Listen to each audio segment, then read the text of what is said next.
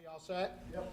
Good evening, everybody, and welcome to our continued Board of Selectmen, Board of Finance joint hearings on the 2019 fiscal year budget. I'm going to ask Chief McNamara, who's here tonight, to lead us in the Pledge of Allegiance. Thank you, Chief.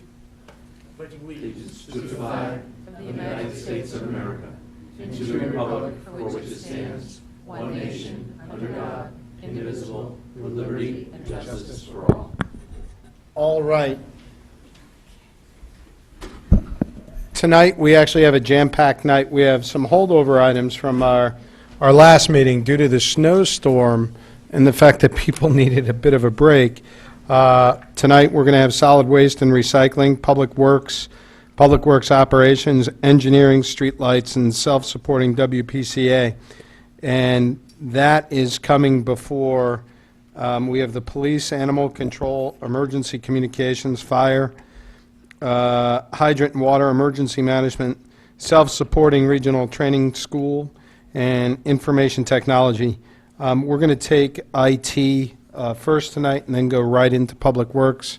Does any board member have a question, comment, concern?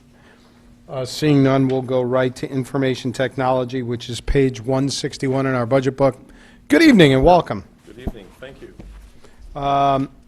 Let's take a look at your budget. As I said, it's in the budget book. It's page 161 through 163. This budget is largely flat year over year. It's down by about $5,000. Why don't you step us through what's going on in IT? I think we're down by a little more than 5. It's about 6% or so, I think. Not according to the budget book. Oh, well, I'm sorry, I'm talking about non-salary items. Well, salary's your biggest item, so there we go. Yeah, all righty. So good joke there. Okay. All right, go ahead. All righty.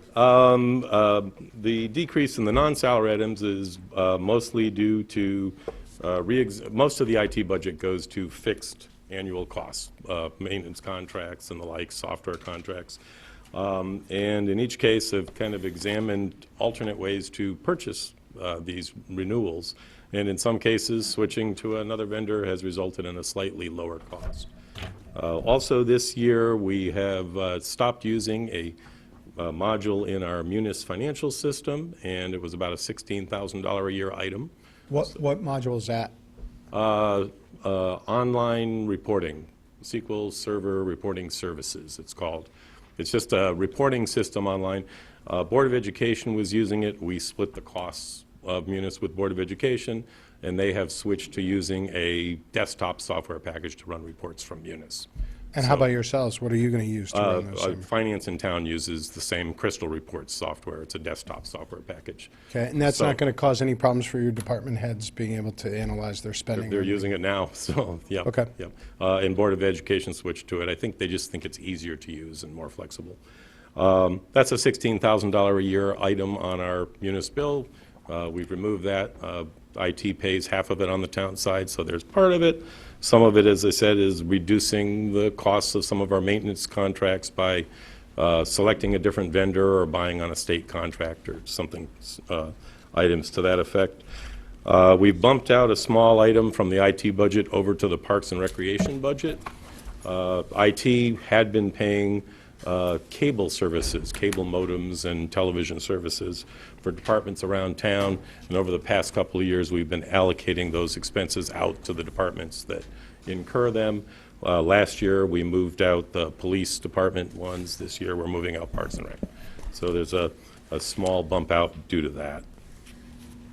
Do you, okay, so your salary increases are largely the settlement of a few contracts, the PETA contracts, which went from 2013 to 2019, correct? Yep. So that's part of what you talked about. Does anybody have any questions on any individual line items within this budget?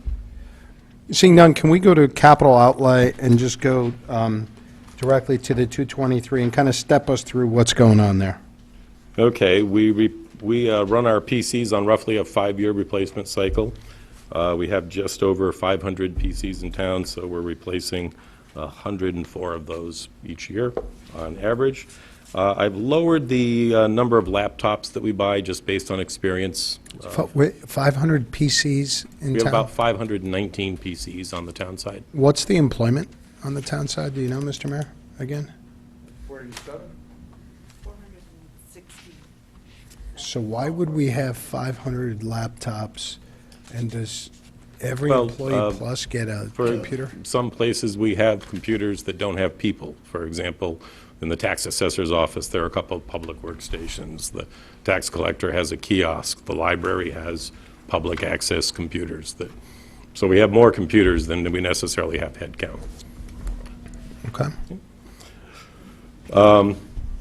I've lowered the number of laptops that we purchase per year by a little bit there.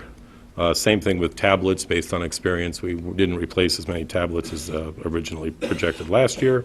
And these don't include the specialized computers that are purchased for like the police Now, department or the the police fire department? department's MDT computers, they pay for out of their budget. They're very special, heavy-duty.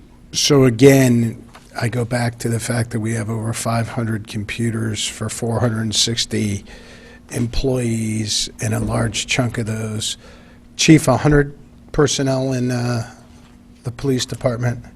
So that means we have over 500 computers for 360 employees.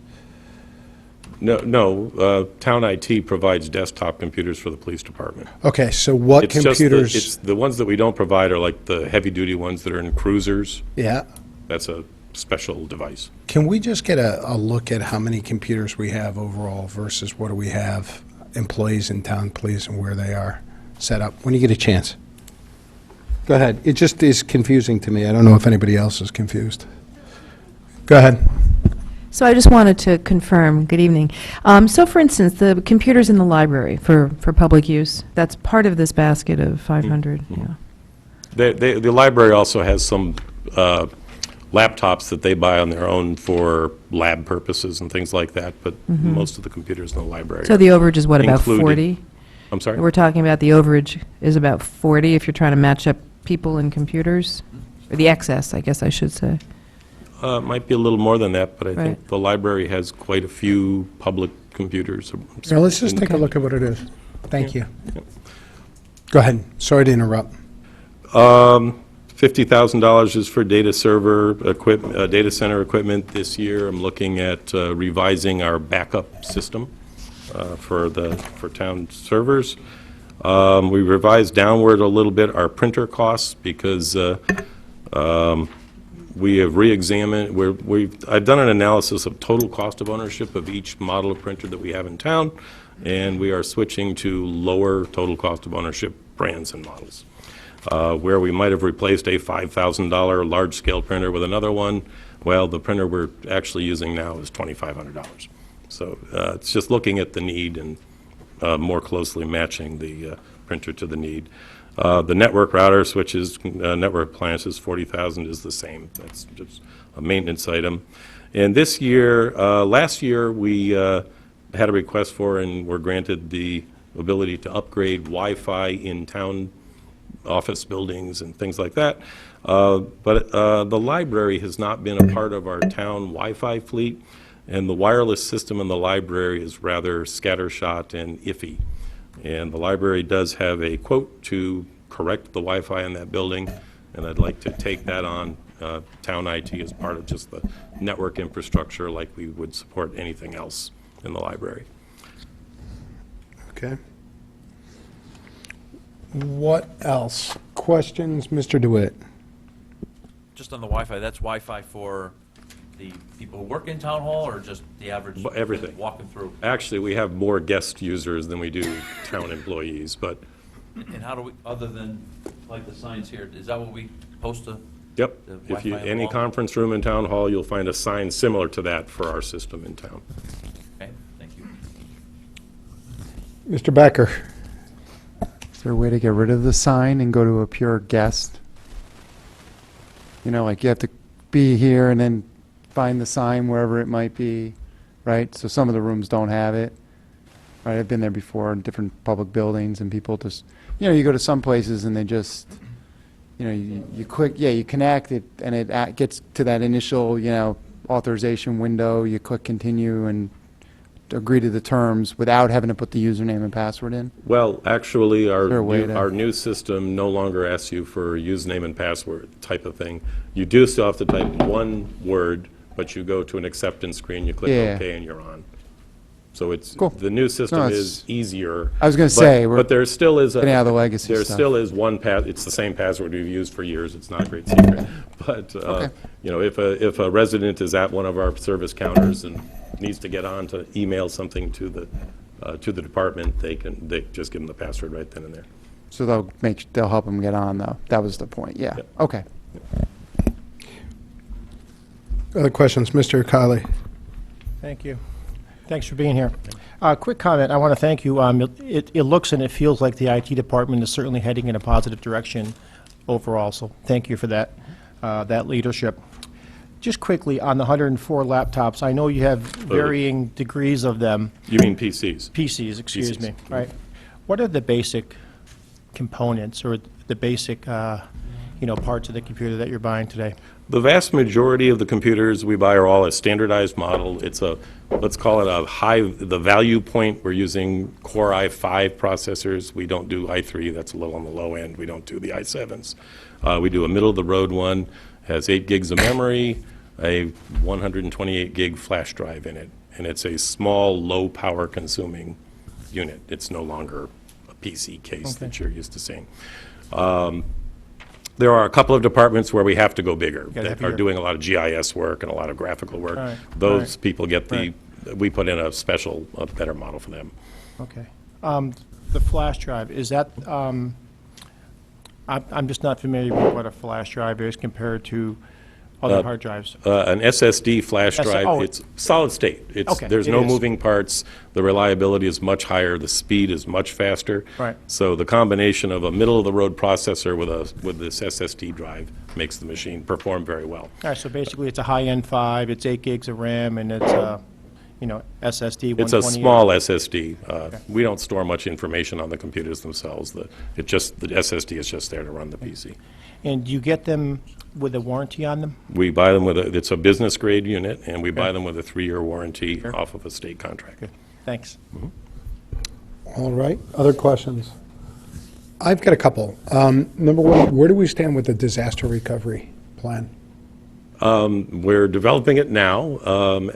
We just got approval to actually build well, I think you're aware, to build a data center in the police station in a much safer place.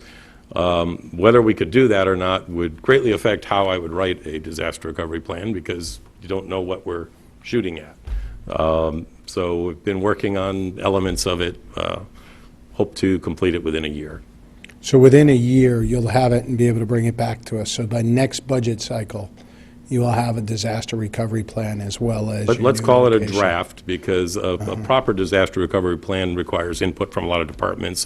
What will your department do if you can't get access to your application under certain circumstances? But, so it's a combination of IT and the departments. So where would you be, I don't understand then, where are we in that process?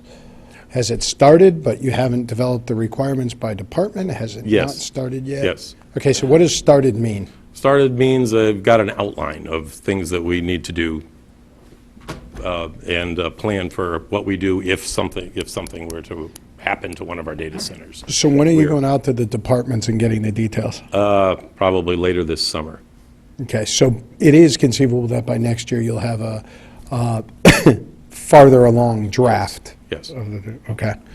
I definitely would, going back to my earlier comments, like to understand the computers by department, how many computers each department has, what you're responsible for servicing, what they're responsible for servicing. Only because we've had this, number one, we've put some spending on hold in the IT department in recent years because we didn't understand the overall plan. Number two, it's never been real clear, I don't think, on this board on where your responsibilities start and end versus where the individual departments start and end. That's been a bit of a learning experience, frankly, yes. Yeah, so now I want to put kind of this question to you, so you can go back to the departments, and I look at Chief McNamara and the fire chief in the background, to understand what your responsibilities are versus their responsibilities, so we know that we're in good hands should a disaster strike, if you don't mind. The other thing is, I was surprised, happily surprised to see this budget at the level it was at compared to prior years. But knowing that we did starve this function for a few years, I was wondering, are we missing opportunities here to save costs longer term in other areas by not investing in IT appropriately right now? I don't think so. Okay. There was a delay in getting, purchasing computers last year because there was a thought about trying virtual PC, Yep. virtual desktop integration. I did a study on that with the help of the vendor that we buy our computers from to find out what the He cost. probably told you that you save no money by not buying more computers, but. Well, no, it's just that I wanted to go to the same pricing, the same Right. contract prices, an apples to apples as best I could comparison of converting 100 PCs, as an example, to virtual desktops versus continuing to buy PCs. And last year, I heard concern here is, are we not saving money by not doing virtual PCs right now? There's thoughts of that, yeah. And, but my analysis with the vendor and their help at setting up a configuration was that it actually cost more. Okay. And that was my experience in my previous life, quite frankly, as well. And what about other efficiencies? Are we missing out in investing capital here that can drive lower operating costs in other departments across the town? Well, there are things in the works. I'm working with the building department, for example, to modernize the way we do permits in town. Building permits, sewer permits, and the permitting approval process, and reducing the amount of paper. Our building department head is very interested in not having people come into his department with rolls of blueprints under their arms. Right. Would like to go electronic.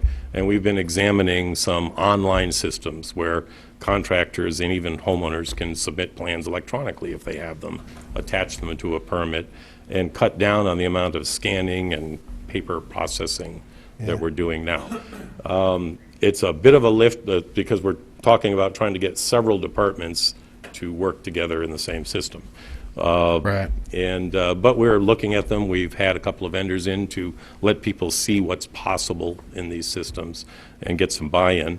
And we're actually kind of working with Town of Westport. They're at the same stage we are now, where they're examining vendors. We keep missing the demonstrations because they keep getting canceled for snowstorms, but we've invited Westport to come look at some of these, and we've gone their way to look at some of them as well. And I'd like to try to get something off the ground this summer in some form of a RFP to get some proposals for such systems. Yeah. I think that the efficiencies of not having to have an inspector go in the field, fill out their inspection results on paper, come back to the office, manually transcribe them into a system. If we could just send them in the field with a tablet, right then and there, update the permit right then and there, resident gets an email, your permit has made it to this next step. Yeah, I think we're very interested in certainly disaster recovery, but then the areas where, I don't want to say we're inefficient, but that we could be more efficient in the use of technology is something that this board's been very concerned about for a number of years. And it's one of the reasons we didn't invest, because we didn't see kind of that IT roadmap going forward of how we could save money, how we could be more efficient, how we could provide better service. And that's something that I think, particularly with the budget challenges we all have, that we probably would be very interested in understanding. And the other concern, just like any organization, was when you start talking about these things, that kind of the resistance to change, right? We've always done it this way. Don't take away Yep, this. yep, We've always there's a lot done of, it. yeah. Right, and you just said inadvertently, there's a lot of that. Yep, that's natural human nature, yes. Right, Yep. and I just want to make sure that we're kind of pushing that out and kind of pushing the envelope here. Are we going to be in a position to do that after you get this kind of base set? Well, again, I think the building department is very receptive to this. They're on board with it. I think that, that we can, how do I say it? By example, they will be the leaders, and others will see the benefits of using the system, the electronic system, to process permits, to store maps and images and things like that. You need an early adopter, and I think in our building manager, we do have someone that's willing and able to get us started. He's also, at the moment, using several systems for permits. If your permit was pulled in between such and such a dates, it's in this computer system. If it was in another set of dates, it's in this computer system. I'd like to consolidate everything into one, so that when somebody walks up to the counter to update or pull a permit, the person there only has to log in once, look at one system, get everything behind a single pane of glass. Do we have any other questions from anyone on these items? Mr. Becker?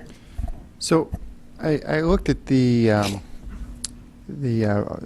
terminal server sort of proposal or comparison that you put together. And I guess the only lingering question I had there is it seemed that it was looked at as sort of, we either all go into it or we don't go into it. Well, the comparison I was did trying to was doing sort it of- 100 computers at a time.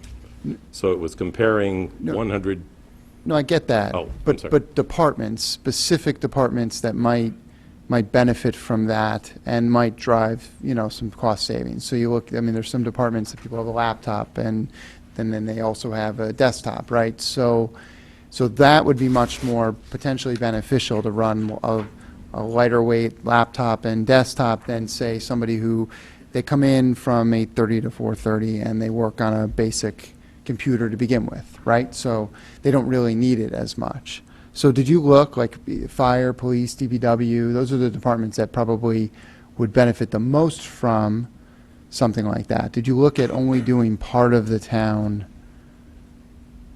well, my per desktop or per user cost for the virtual PC was so much higher than providing, for both people, for both the data, the 8 to 4 desktop user versus a mobile user.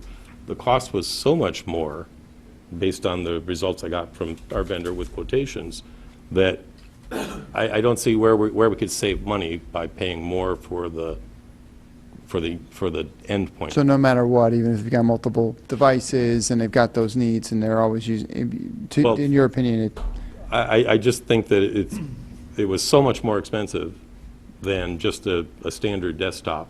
The way don't get me wrong, virtual desktops have lots of great features for certain environments. There was a time, a bit of a hype about 8 years ago, where the estimate was that a third of all desktops would be yeah, virtualized and so on. I get it. Now we all have apps on our phone, everything's, Well, it's just that even it the didn't web-based quite- version it has didn't gone quite away a work little out that bit. way. Yeah. If we were a big mobile sales force, even if it's more expensive, it would be the right tool. It might be the best or only tool possible, but because we are basically a office environment, we don't send very many people out on the road type of thing. I think that it's not worthwhile to spend the money to virtualize that endpoint. For the permitting system that we were just talking about, it may be that the building inspectors, for example, may go out with an iPad instead of right now, it's a paper clipboard. The iPad may actually cost more, obviously, than a piece of paper and a clipboard, but the efficiency gain of being able to update the information right there, pull up the property information, save their changes, dictate their notes. They can actually speak into the iPad and have it do the voice translation. All of that would save so much time in the back end of taking those paper notes as they are now, going back to an office and transcribing them. They'll spend more time trying to correct Siri. Well, But yeah, I know where you're going. that may be, but they may spend a little time now trying to read their handwriting, so it's, Fair point. it can both work both ways. So- So that's a Okay. case where, yes, there's a portable device, but that device will probably be a special app written for that, whatever permitting system we might Mm-hmm. choose. You know what I'm saying? It's not a generic. That's fair. I All just right. want to make sure you weren't just taking an all or nothing sort of No, approach with well, it, I don't think in that. the consideration. Even that's in the all. initial, the idea when it first came out, I don't think the person that came up with the idea intended to do everything. I think it was going to be Thank certain you. users, but. All right, Thank you. what else? Anybody else? Seeing none, anybody from the public on IT? Thank you very much. Appreciate you being here tonight. Thank you. All right, now we're going to go to solid waste and recycling. As I said, this was a holdover item from Public Works from last week due to the snowstorm. We're going to go to page 233, 234, and 235 in our books. Welcome, gentlemen. Thank you for being here. We will note, there is a bit of an impact related to contract settlements for the solid waste manager, the PETA contract that goes from union 2013 to 2019 contract. Welcome, gentlemen. The budget's going up by 2% this year. Largest increase, I guess, is within regular payroll, as I just discussed. Why don't you step us through what else is happening? Well, we could say before, there's going to be a major increase in this budget due to the cost of recycling. You know, we currently have Would you speak to the microphone? I'm sorry, thanks, Mr. we currently have a contract that pays us $20 a ton for recycling. Yep. That's terminated in June 30th, and in dealing with our contractor to start negotiations, he told us 10 days ago that's likely you're going to be paying him $30 to $40 a ton. The China market has just collapsed completely for American market. They have changed the rules so much that a 0.5% contamination rejects the load being shipped over there. And what the Chinese do now is they inspect the loads on the boat, not when they're on shore. One of the Connecticut contractors just had 2 loads sent back, and now he has to landfill that load. The Okay. prices have dropped dramatically because of contamination from glass and paper. And the glass is the #1 problem. The cost of mixed paper, they were getting anywhere from $100 to $150 a ton for mixed paper last year. This week, they're getting $3 a ton for it. Glass now has to be landfilled or used. There are no more glass recycling plants around, and the people who are most likely to use glass recycling, beverage companies, won't do it because it's cheaper to build new glass than it is to recycle old glass. So that's another cost factor added to the equation. There are major companies going bankrupt all over the country over recycling. So we have started negotiations with this company, Winters Brothers, to try and see what we can bring back.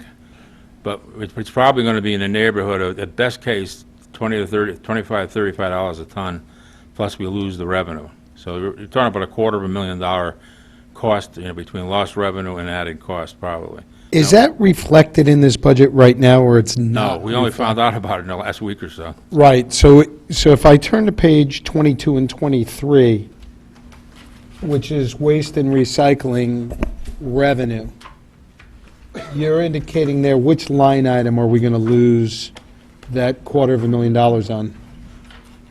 Well, you lose the revenue, the $54,000 or $60,000 revenue, and then Yeah, that's what I'm the other trying one to will get be to. an expense which doesn't exist now. Yeah, the recyclables rebate, 42345. 4, 2, Bottom of 3. page 22. Yep. So you lose the 60. Correct. What else are we going to lose? We won't lose it, but we're going to have to pay to Yes, recycle. it becomes an Okay. expense now. Okay, sorry. So right now, there's no revenue in here on page 22 and 23, other than the 60,000 that we're going to lose, correct? Correct. Okay, so if we go back to the expense side, right, what you're saying is there's going to be an increase in expense in one of these line items, That's correct. which is fees and professional services? Yes. Okay, and how much is that increase going to be? Or contract, depending, it overlaps, some of the fees and professionals and Okay. the contract services overlap in certain areas. So how much is that delta? Is that the additional 190 that you're talking about? Yeah, it could be. We don't know what it is at this point. Yes. But our guess is somewhere between, if you got 6,000 tons times $30 a ton, that's $180,000. Could be a little less, could be a little more. We're trying to negotiate a contract which is a long-term rather than 1 year. And we're also going to negotiate with other companies, but this is our best bet. He's the closest. One of the companies, there's only 3 in Connecticut that are really doing it, and one told us they don't want any part of it. They don't want any new business because they're having a hard enough time with their old business. The other company's in Hartford, so it'd be a cost of shipping it to Hartford, which is another added cost. This guy's in Shelton, it makes it easier to work with. But we will negotiate with them. Is the 250 that you're labeling between the loss in revenue and the increased charges, is that best case scenario, worst case scenario, middle of the road? It's probably best case scenario. Probably. What's the risk? What's the downside? The downside, it could be $50 a ton. It could be a higher cost. But by the contractor's saying, if I can spread this out over 5 years, I'm willing to take some risk. If it's a 1-year contract, I'm losing my shirt. I'm not taking any risk. You're going to pay Yeah. a lot. Yeah. I'm we're just trying to trying look at- for budget purposes. Well, How much is the worst case, do you think? Worst case might be a cost of $240,000 plus the 60. I mean, but we don't think that's going to get there at all. If we could, will we have some better information next week after you've had a chance to sit down and talk to the Yes. companies? We talked with him on Monday. You know, this is a regional effort, so we negotiated him on Monday, and he's given us written information on Friday. We're meeting again next Monday. So next week at this time, we should have some much better information. You know, we're looking for a system that may float, you know, which we don't have now, which would be, you know, all right, we're paying $25 a ton because your costs are X, but there's a what do you call it, industry-wide standard you can compare all these costs to. And we're trying to say if it's below a certain amount, we'll have to pay you. If it gets to high enough, you're making money, then you'll do it for free. And if it gets way high, they'll share revenue with us. So there might be an upside to it. The other thing is he's guaranteed us the most favored nation status. No one else will ever get a better deal. There are other regions now paying him more than he's asking us for. So we're a third of his total you know, product, so it's a good line. But we should know next week a lot better. Mrs. Marmion? So my question is, this is single-stream recycling, right? We Correct. put everything, paper, glass, plastic in one That's created the bin. problem with China. That's created the problem. So is there a way that we can say, I mean, I don't know the policy, but sort of separate the glass out so that it's no longer Well, single-stream the and state therefore would have to avoid do the, that. so it's a state Because issue? if we do it and Bridgeport doesn't, it's still going to be contaminated, you know what I mean? There's 13 towns in this group. So it's a everyone- regional agreement that Even the you're- 13 towns wouldn't do it because every single town or every single user, commercial, would have to do the same thing. It would have to be a state law requiring glass to be separated out. But is there a movement to work with these other towns to then go to the state and say this is Well, creating This major just happened 10 headaches? days ago. There's no movement yet. I mean. But I they mean, just- is it something that we basically, should they just be, identified the problem as glass. We didn't even know that before, you know? so our state legislators, for example, are we going to be talking to them? Are we going to try to Right. change this policy at the state level so Yes, that they're we're trying not to put, affected? you know, make it a deposit on, like iced tea bottles. There's no deposit. They get thrown away. Or wine bottles. Sorry. The wine is the number one thing. We're going to put a deposit on wine bottles. It's tough to get the state to try and do that, but that's what's in the movement. In the meantime, the company itself is spending millions of dollars on new equipment that they believe will get enough glass out of it so it will not be contaminated when it goes to China. None of their loads have been rejected yet. So, you know, other companies have, they haven't. Their problem more is right now is the cost, you know. All you do is have one load rejected. It's going to cost you $100,000 to get rid of it, you know. So in the short term, we're faced with this, negotiating a new contract and perhaps losing revenue or pain. Yes, In the long term, we need to figure this out. correct. Okay. Any other questions, comments from board members? Mr. Becker? Do you see at some point having to charge for recycling? I know I've asked that in the past, we always, oh, no, we're not going to have to worry because of all this, but this sort of, that was a good answer back then, but now this completely flips the whole picture, you know, on its If you head. charge for recycling, then less people are going to do it, and instead of paying, say, $30 or $35 a ton, you're going to be paying $90 a ton as it goes into trash. So there's always. No, a- but I think what I'd he's rather- saying, Ra- we could charge the Down haulers, it's Oh. free, but then they pass it on to the the homeowner. That's homeowners The are Solid going Waste to, Commission doesn't like that. that just causes a problem. Yeah, Yeah. Didn't we just go to single stream a couple of years ago? yes. Yes. The whole state did, right. Right, so we went there and then they changed it. Well, Well, what the changed, market moved. China changed it, That's what I mean, the Yeah. market moved. because all these plants have been rebuilt. You know, this one here was like $15 million 5 years ago, go to single stream. They're not going to change it back now, you know. All the haulers in towns now have single stream trucks they bought that mix it in. Like where I'm in Milford, you have a 90-gallon recycling container. Everything goes in there. And our guy, he recycles more than the state mandates. He takes pizza boxes. He takes a lot of stuff, toys, you know, things that aren't even required to be recycled. He takes a lot. So, but that isn't causing a problem. It's just the glass. But they do believe that China seems to have this theory that they have 150 plants in China that are small, and the small plants are the ones on the other end of the thing who are not cleaning up in the market. They can't sell their product, and there's another dozen that are big and are effective and able to make a product that's sellable. China's trying to force the little guys out of business, make the bigger ones do it, and then we have a better, sounds very capitalistic to me, I don't know. And You so know, we're, China anything, controls we're all our at the real mercy estate. of these policies, you know? So China controls our real estate and our recycling. Right. Lovely. Okay, anybody else? On this, how about elsewhere in this budget? What else do we need to talk about related to this budget? Anybody have anything specific to the budget? Any line items? Seeing none, let's look at the revenue line items for solid waste. We talked about the $60,000. Risk and other revenue lines, are you all good with these lines, gentlemen? Yes, we're good. Anybody else? Questions on any of these line items? Seeing none, I'll go to the public. Any questions, comments related to solid waste? Seeing none, thank you, gentlemen. Thank you. Appreciate it. All right, we'll go to budget number 5011. We'll do Public Works Administration and then followed by Public Works Operations. We're going to be on page 203. Page 203 in your budget books.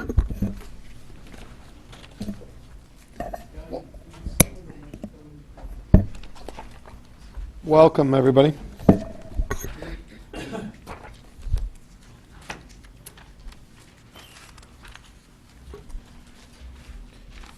The numbers for administration start on page 205. Largest jump here is related to payroll. I'm assuming this is the settlement of contracts. I'm going to flip to that page.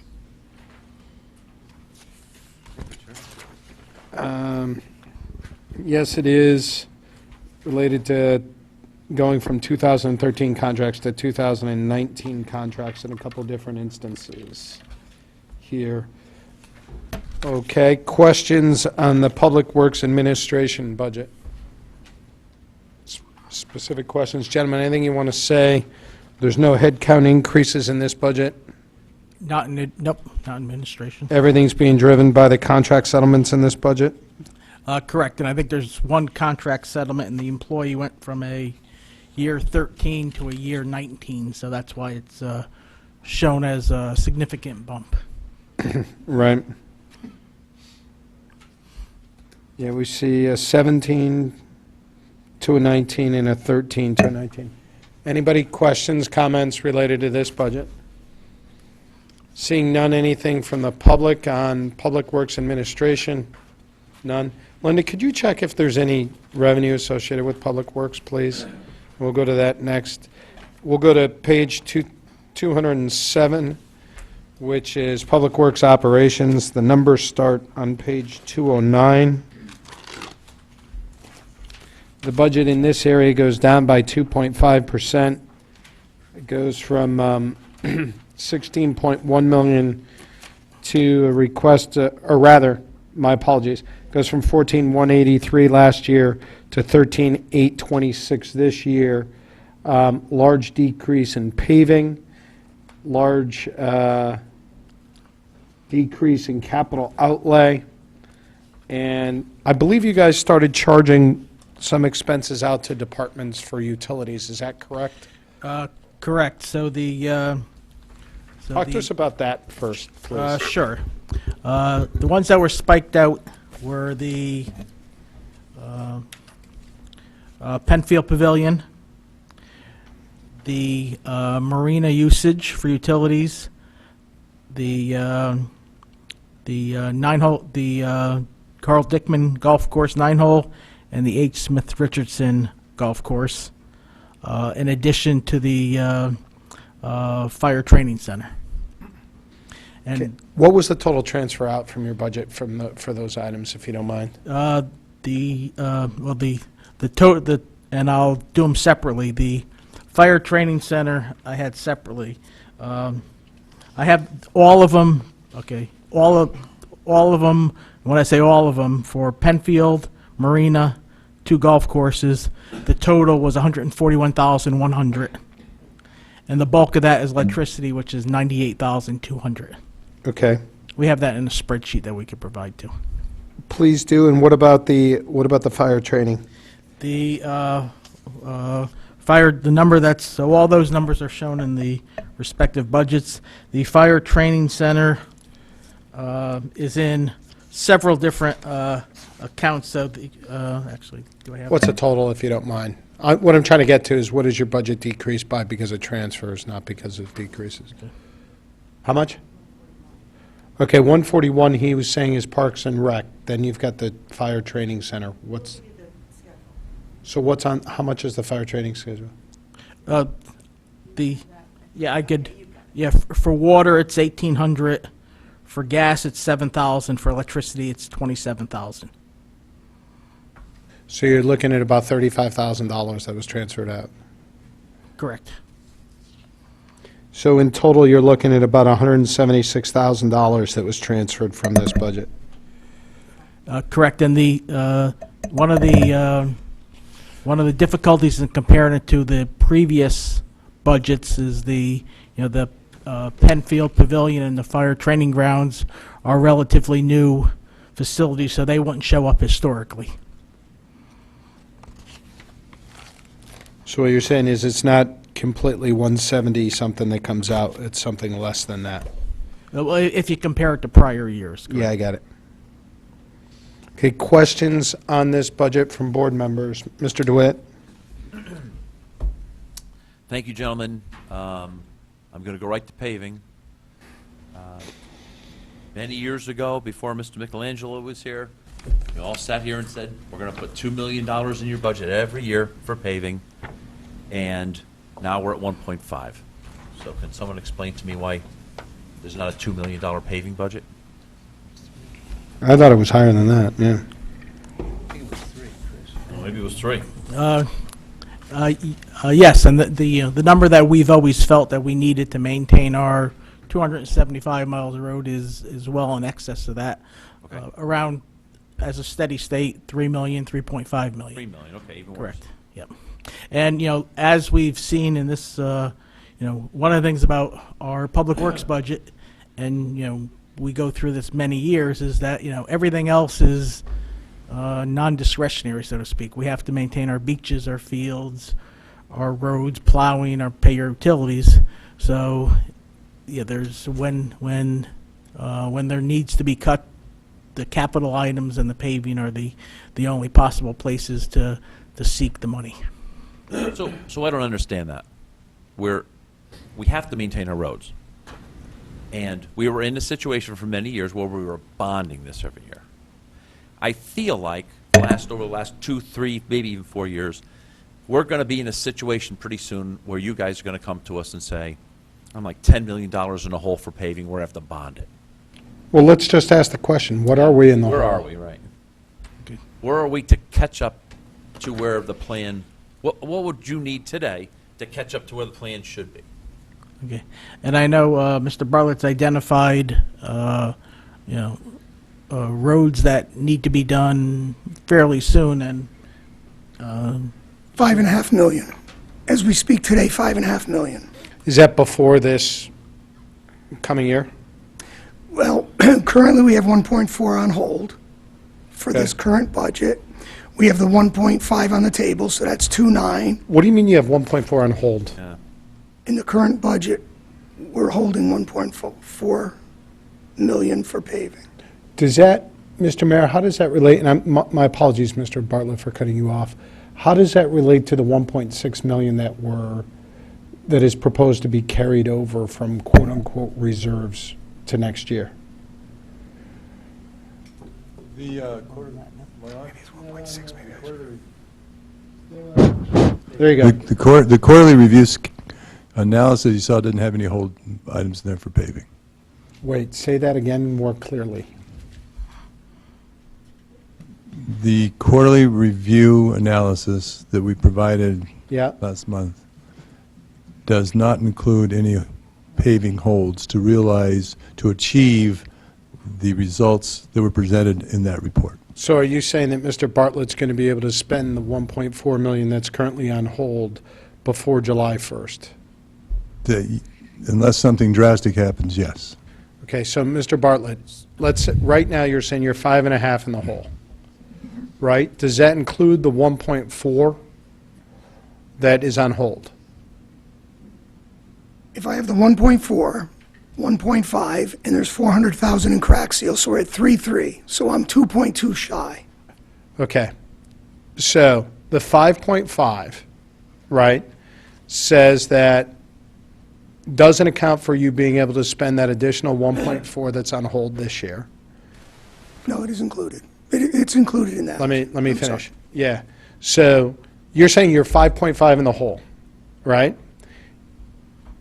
I'm not sure I'd say I'm in the hole. I would say between You're the budget we proposed last year and the budget of this year, the total road to end the 2019 budget, we could expend $5.5 million to be current with the conditions of the streets. Okay.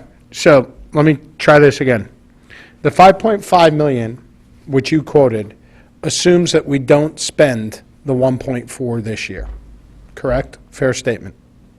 No, because I was assuming we were going to spend some of it, if not all of it. Okay. So the 1.4 has nothing to do with the 5.5, other than if you don't spend it, you're then down by 6.9. No. If we spend the 1.4, we go from 5.5 down to 4.1. That's what I said, and you said no. All right. Okay. I'm sorry. So we're down to 4.1. Right. And then we're at 1.5. Okay, hang on. Now, you have 1.5 next year, Correct. right, which you currently asked for 3 million, right? We used the budget 3 million, We were budgeting for that. right? So now you're down to 1.5, right? Correct. Okay, so what of that is in that 4.1? So 4.1, Yep. right? If we spend 1.5 this next year, what does that do to the 4.1? Anything, or is 4.1 just a backlog that continues because you're only spending 1.5? You take it right off, so the 4.1, you deduct the 1.5, and then we would still be at, whatever that is, 2.6, 2.7? 2.6. Okay, so is what you're saying is if we approve this budget at the end of next year, all other things being equal, you would be in arrears on maintaining the roads per plan by $2.5 million. We carry a $400,000 line item for crack sealing. That's part of the paving program, so I would deduct that 400 from that 2.6 or 2.5, so we'd be down to 2.1. Where is that in here? Where can we see that? Is that, It's a line item, oops. and my apologies for taking this over, guys, I'm not trying to. You were going where I was going, so. I think it's 54,340. Okay, the 400 there. Okay, so if we take that off, right, so you're at, we take that off, see, the 4 million less than 1.5 has us down to 2.6, less the 400,000, does that have us down to about a 2 million in arrears? Yes. Correct.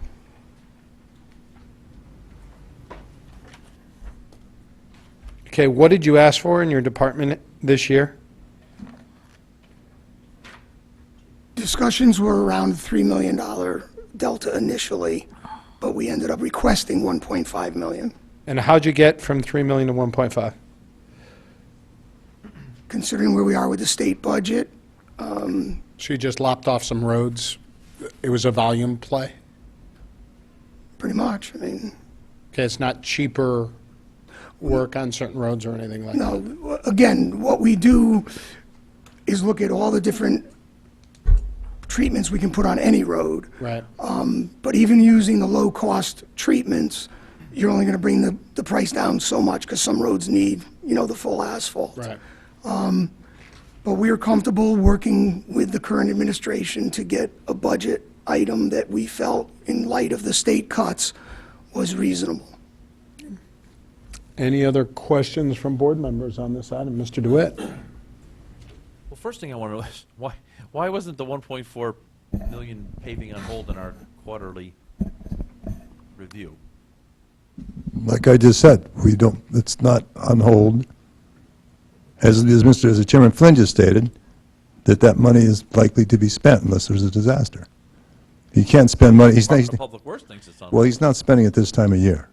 And yes, I can understand what you're saying, but it's not on hold. I mean, it's, when spring comes, he will probably do his paving unless, like I said earlier, we have some financial disaster that we need to find funds for whatever reason, which I don't anticipate.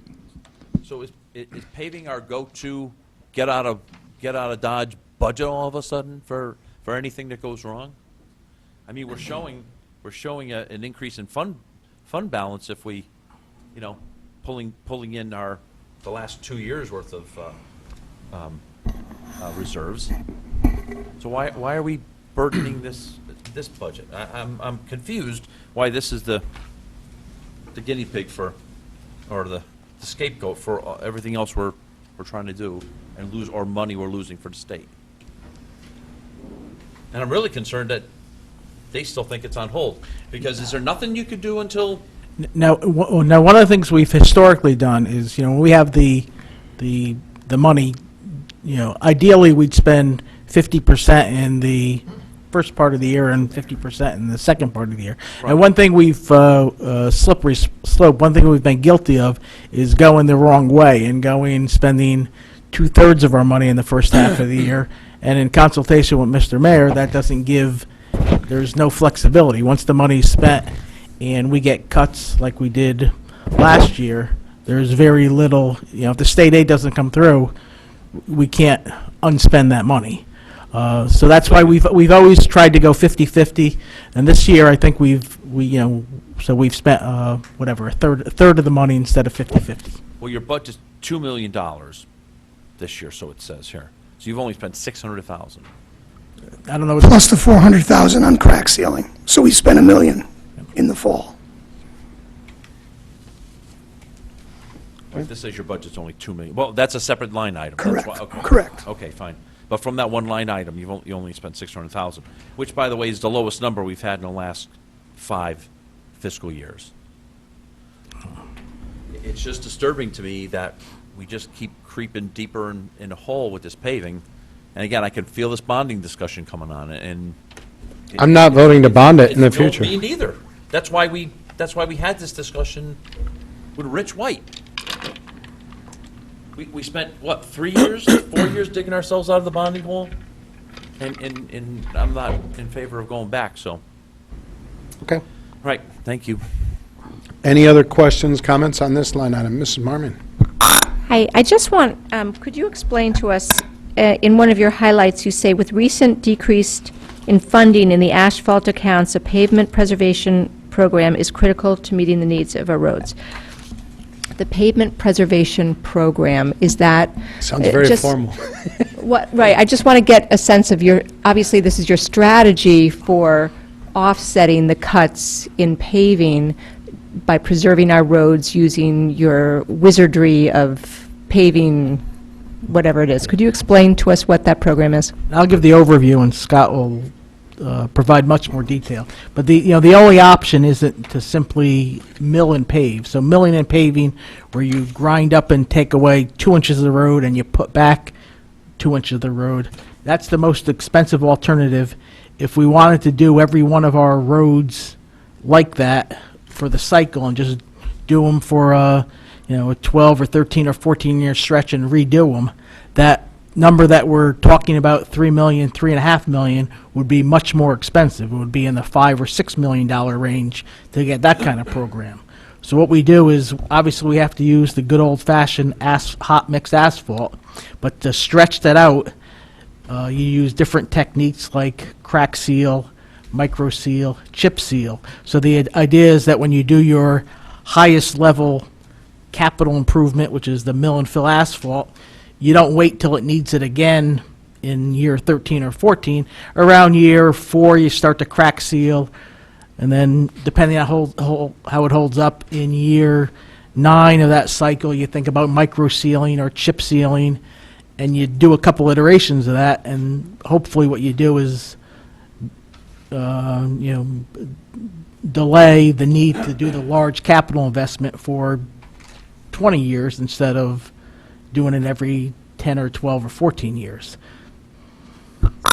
So my question is, you have to be, I'm assuming our roads had to be at a high level to start with. Like, are we working against a reserve of that higher level of paving, and then we're working against that reserve right now with this strategy? Does that make sense, my question to you? And are we going to get to the point where we're not at that high level anymore, we're at the low level, so it is going to be more expensive in the long run to get us up to that higher level again? Does that make sense to you in terms of the question? Our paving program literally has 8 or 10 different techniques that we use. Industry standards tell us that you look at your infrastructure, 275 miles, you look at your parking lots, which we formulated to be 13 miles. So we own 288 miles of surface in the town of Fairfield. The plan tells us that to stay current with your network, you are to put 288 miles worth of maintenance back into that network. So we'll go back to Joe's comment about a chip seal. If a chip seal is rated for 5 years and we accomplish 10 miles, we do that 10 miles times the 5 years to equal 50 miles, deduct that from our 288 miles. Now we're down to 238 miles. So I can supply you a plan that shows you all the different tools we use to accomplish the goal of 288 miles. But some of it is a crack seal, some of it's micro chip seals, some are rebuilding Independence Hall parking lot or Old Town Hall parking lot. We have a master plan to do all the firehouses over in 3 years. That got cut last year. So now it's still a 3-year plan. If it's not cut, it should stay, this year, meaning that that's part of the 288 miles. So I don't know if it's a clear answer, but it's a myriad of things we do supported by the 288 miles of work we're putting back into the network to keep the town sound. If we have a banner year and we can do 301 or 310 miles, then we may be able to come in and tell you next year we can lower the budget. If we have a bad year and we do 260 miles, we're going to have to come back and tell you that we, 28 miles off the mark of what we're looking for. Ms. Marmy, can I follow up on your... Scott, what I remember years ago when we started talking about this, when we took, there was the large discussion over taking paving out of bonding and putting it into the operating budget, right? Correct. Which, at the time, what was interesting was interest rates were so low, we actually could have bonded it and paved more, right? But we put it into the operating budget, and that was the will. Originally, I think, started with the RTM and then came back here, and we all said, okay, we'll go along with it, and we'll put it in the budget. You came up with a number of $3 million, give or take, right? And we were kind of working up towards that number over a period of years. Is all of that pretty much a fair statement? Yes.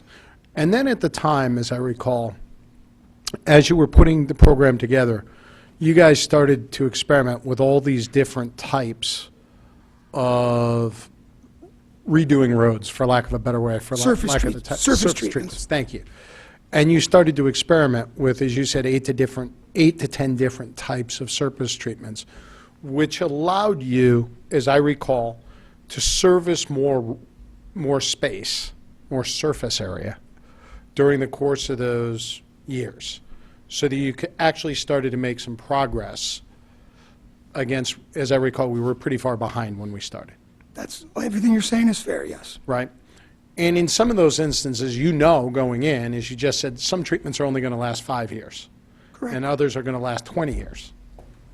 I don't think there's anything we do that's lasting 20, but yes, Okay. get the point, yep. Right. So now, by chipping away at this and going back to the 1.5, and this is kind of the Ms. Marmon's point, are we sliding back a little bit? Or are we using more of those lesser road surfacing ideas? We're trying to Or do more, methods. we're trying to do more surface treatments to maintain our infrastructure. The only risk you run Right. is the current plan shows that we can use those. If you don't catch roads at the time you can do those, then they fall out of that category. Which is So- your point for saying, hey, we might get lucky in being able to do 60 miles one year, but the next year we might only be able to do 30 miles or whatever, depending on what's going on with those roads. Exactly. Just for a quick example, because I think most of us probably know Mill Plain Road, starts at the Post Road, goes all the way to Brookside Drive, Main through Fair. We micro-sealed from Duck Farm to Brookside several years ago, maintained that part of the asphalt. If you travel Mill Plain Road from the Post Road up to Duck Farm now, you'll see it's delaminating, there's cracking, there's potholes. So we catch that now with a micro-seal, $4.75 a square yard, good investment. If we miss that opportunity, we go to what Joe just said, mill and fill, you're probably looking at $6 or $7 a square yard. If we let that opportunity go by us, now it's even more, $10, $12. So that's our focus, is what we look at. Where can we catch those surface treatments? Lower end is what we want to do. We want to do chip seals, we want to do micros, we want to put those on our infrastructure. Right now, we've identified $5.5 million worth of roads with a mix of parking lots and other items that we feel we can address. If the number's a little less, we'll do the best we can with what we have and hope some of those roads don't get away from us. Is that, anybody else? Mr. Becker? Just a comment, this is exactly how we got ourselves in the position that we were before, and we're heading down that path.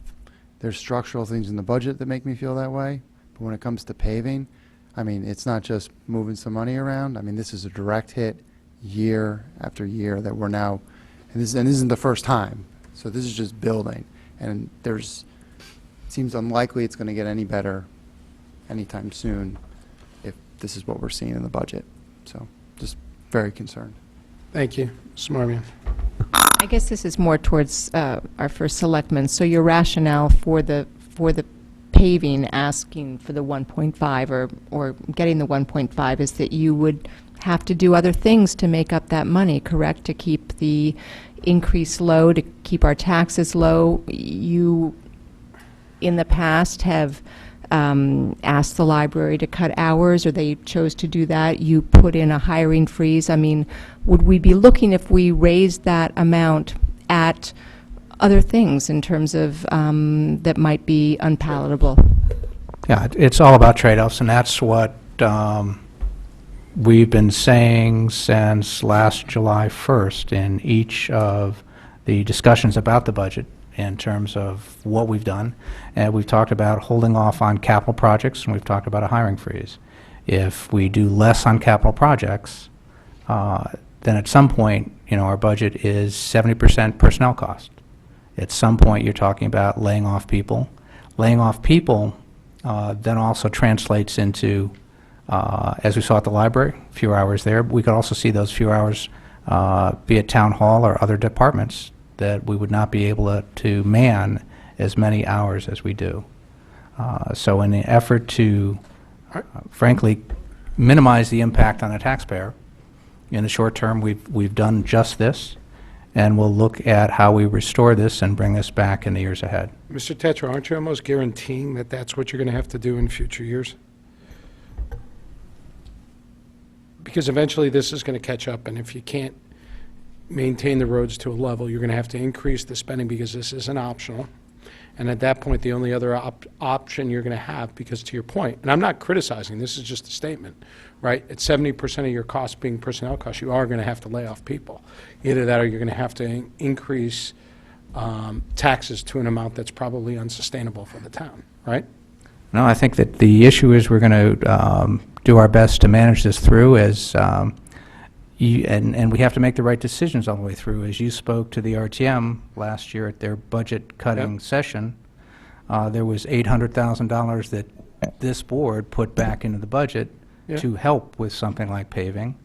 That got removed at that point. Well, let's be clear, that money also would have just been carried forward like the 1.6 was to offset the budget increase this year. Because that's what we did. We realized that we had 1.6 million that we're not spending this year, that we're moving next year to debt service to lower the tax increase.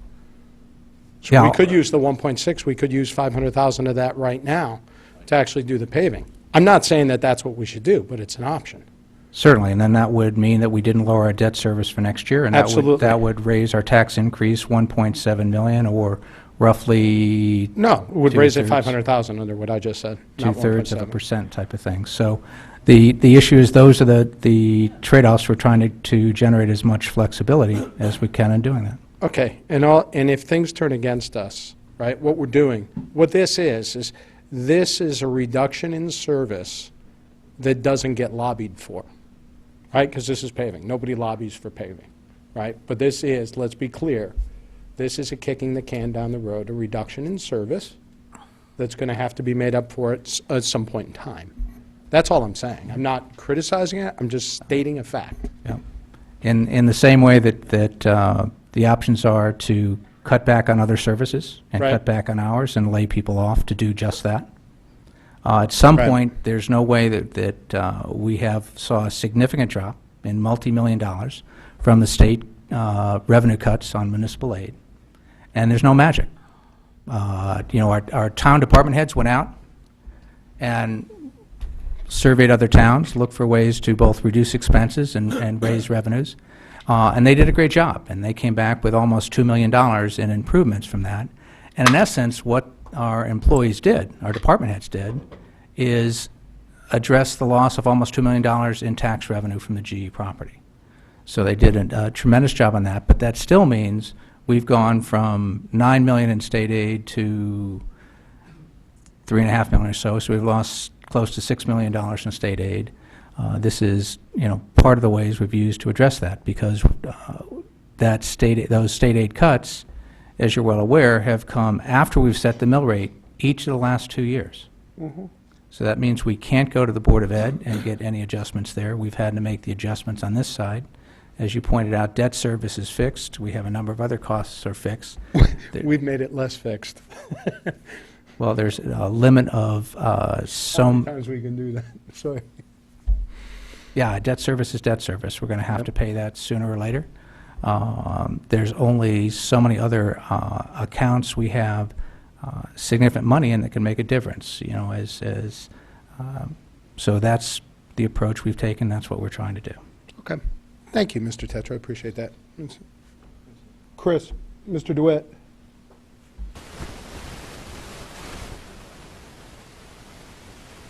Okay. Go ahead. We can always put it back when we vote in a week or two. So if this board wants to do that, let's do it. If that's what you want to do, let's do it. So we put in $1 million back into paving last year. The RTM did not remove that, right? They removed $800,000 They did not contingency. remove Yes, they the did. $1 million of the paving that we put back in the budget. You didn't put money back into paving last year. Yes, we did. I don't believe you did. I think you put it into contingency. That's right. Yeah, It was in a contingency account. all It right. was cut by the RTM. But turns out it wasn't used anyway. Not worth it. Go ahead. So Scott, just to reiterate, we're starting at a position of strength, if you will. The roads are in good shape. We haven't already seen a decline from the past year or so, not staying on your program. And in that regard, it's a little bit like Ms. Marmion's question is how long do you think you have until you start to see costs escalate because of the failure to keep up with maintenance and proactive? I believe what's at risk would be the 2.1 million. The way I view it is if we have the 1.4 and 1.5, and you add the 400 for crack sealing, so we agreed that was 3.3, and we identified 5.5 million worth of work. The answer to your question is what's at risk would be the 2.2 million, because it's not going to be done this year, or it won't be done fall of 18, and it won't be done spring of 19. So I would summarize it as saying the risk is about a $2 million risk for that following year, because you're talking going through the next 18 months with those roads that can use these treatments now. All right, thank you. Any other questions? Seeing none, let's go on to capital outlay here. Quick one. Oh, you do? Let's go to Mr. Brown, and then we'll go to Mr. Kyle. Just not on paving. Oh, Because we, do you have something on paving, Mr. No. Kyle? Okay, so let's go to Mr. Brown, and then we'll come over to you. Sure. To line item 54010, which is contract property services. Yeah, I was going to go there, too. So, first of all, who are the contractors? The contractors that make up that component, there's many. So here we go, if you want to itemize Who are the largest contractors? the largest. Largest functions. Well, the largest function's field maintenance, we've privatized that. Parts of street maintenance, meaning all the catch basin cleaning, all the swirl concentrated cleanings, leaf bag pickup, I'll go right down the list. Traffic lights, tree trimming, so we have tree crews, but we also budget for additional contracted support. We think we actually get very good money on that. Portalets, small item, but increased over the years for how many they want, not only the amount they're out in the practice field, but the time they're out. We have longer seasons, spring and fall. Custodial services. Line painting on the roads when we do road work. Because obviously, we re-stripe roads, but we also have to totally re-engineer and restripe roads that we resurface. All right, so here's why does this go up every year in such large amounts? So 2004, was it 15, we're at 1.4. Right. Now we're almost at 2 million. Yep. Why? Because we're busy looking at this going up and nobody's giving us credit for the line items that went down. Go to special departmental supplies. We committed when we privatized the field, we would buy substantially less sod. We're saving 80. Let's go there. Where is that? Okay. What line item went down? Special departmental. 140 on the next. So that's $80,000. We were averaging $100,000 in sod. We've dropped that one line item, $80,000 in this budget. It goes up by 3.44%.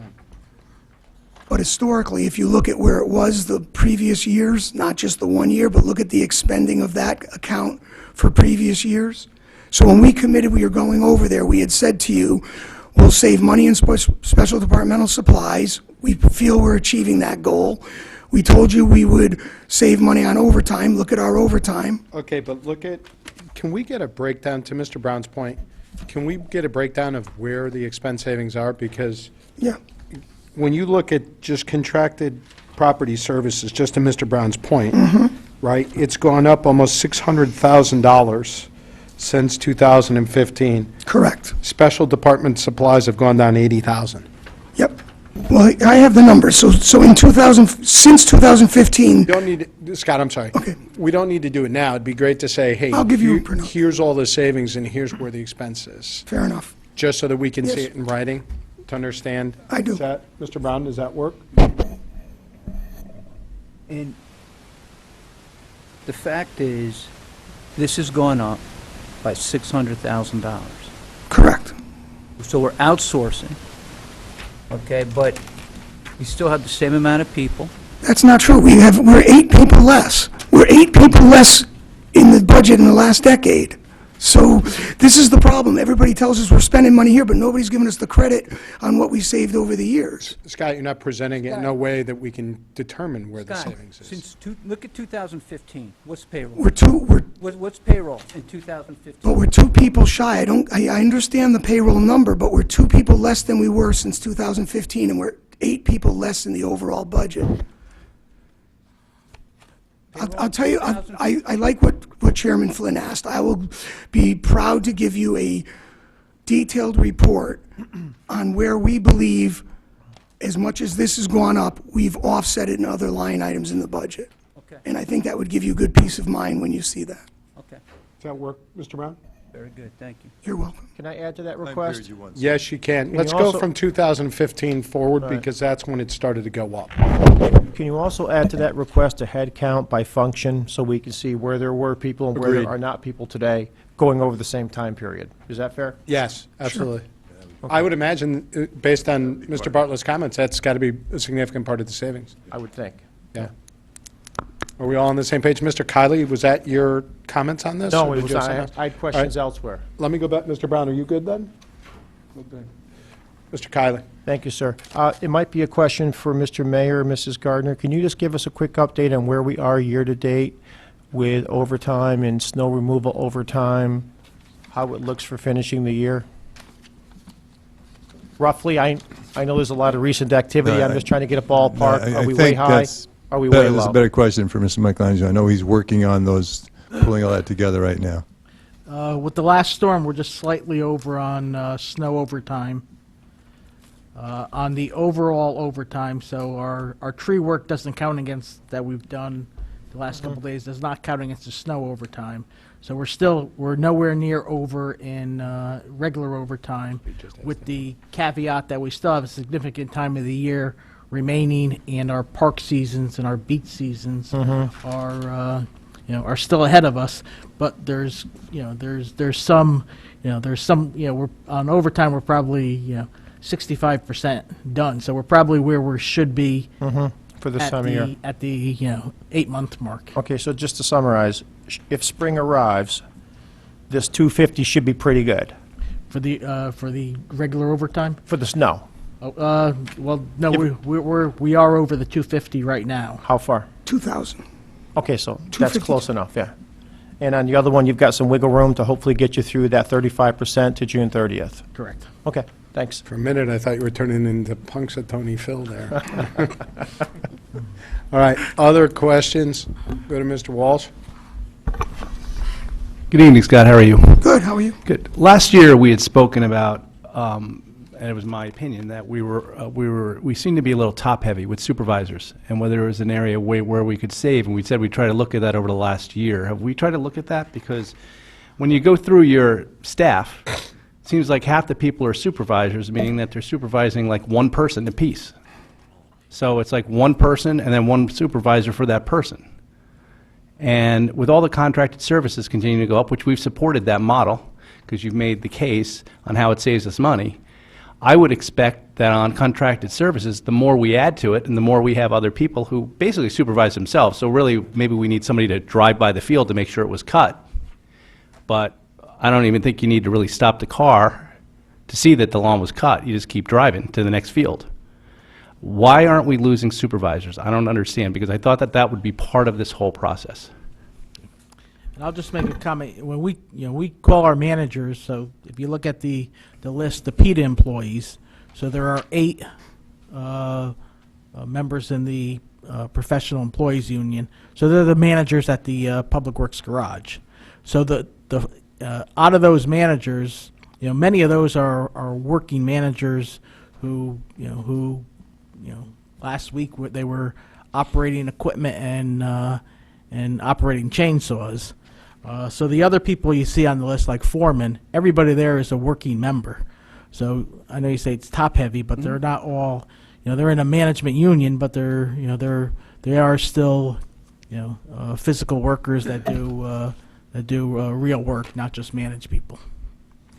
So I'd say I'd like to see, I want you to give us a list. I'm making a request to our chairman that you give us a list. And for every single person that's listed on here, I want to know whether somebody reports to them. Okay.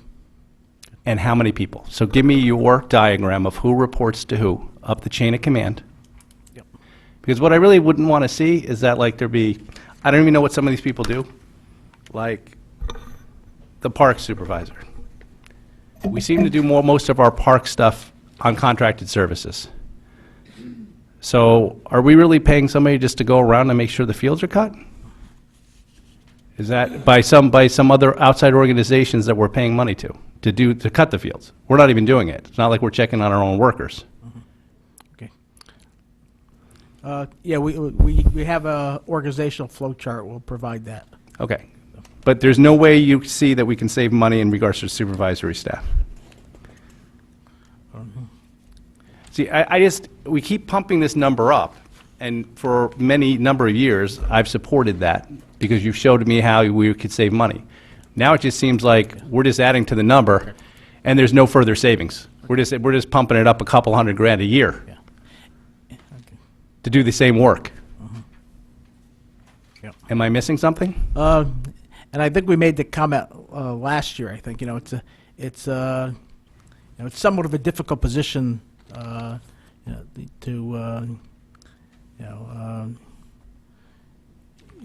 our managers, for us to. This might be an executive session conversation. Let's get the analysis. I'll tell you what, let's get the analysis of what we saved. Yeah. And as part of that analysis, I think, Mr. Kiley's points are well taken as to what the staff levels are. And then I think you can address, I can address it, yeah. And the supervisory aspects of it. And we have had discussions with Mr. Mayor and the Personnel Director about this very issue. All right, I have no Over the problem last going to year. executive session if you think you can give me the information that I'm looking for. So if we want to go into executive session, I'm willing to make a motion to do that right now, and we can go do that. I just want an answer, because I asked the question last year, and you guys said you were going to look into it. And now we're here a year later, and the same people are showing up. The exact same people are showing up on this list, with the one exception of that the contracted services are going up another 100 grand. Can I just say, you just told me it's 8 people less, right? That's Over correct. time, over 10 time. years. So what were the 8 people? What'd we lose? I don't know off the top of my head, but I think I will give you the org chart, and I think then we should go to executive session, because I think when you and I are working off the same sheet of music, it's going to make more sense. Okay. If So you're we'll have okay with another night with them? Sure. Is that what We we're can ask talking them to about? come back. Yeah, tomorrow night, we have the executive session on that contingency. Can you be prepared for tomorrow night to come back? I actually had tomorrow off, but if I have to change, I guess I could. And Mr. Hibson could be here as well. That'd be good. Scott, I don't want to make you work tomorrow, but can you come tomorrow night? Please? Yes, but I'm not going, I was doing something with my son, that I'm not doing that, I take it. We don't want to make you do that.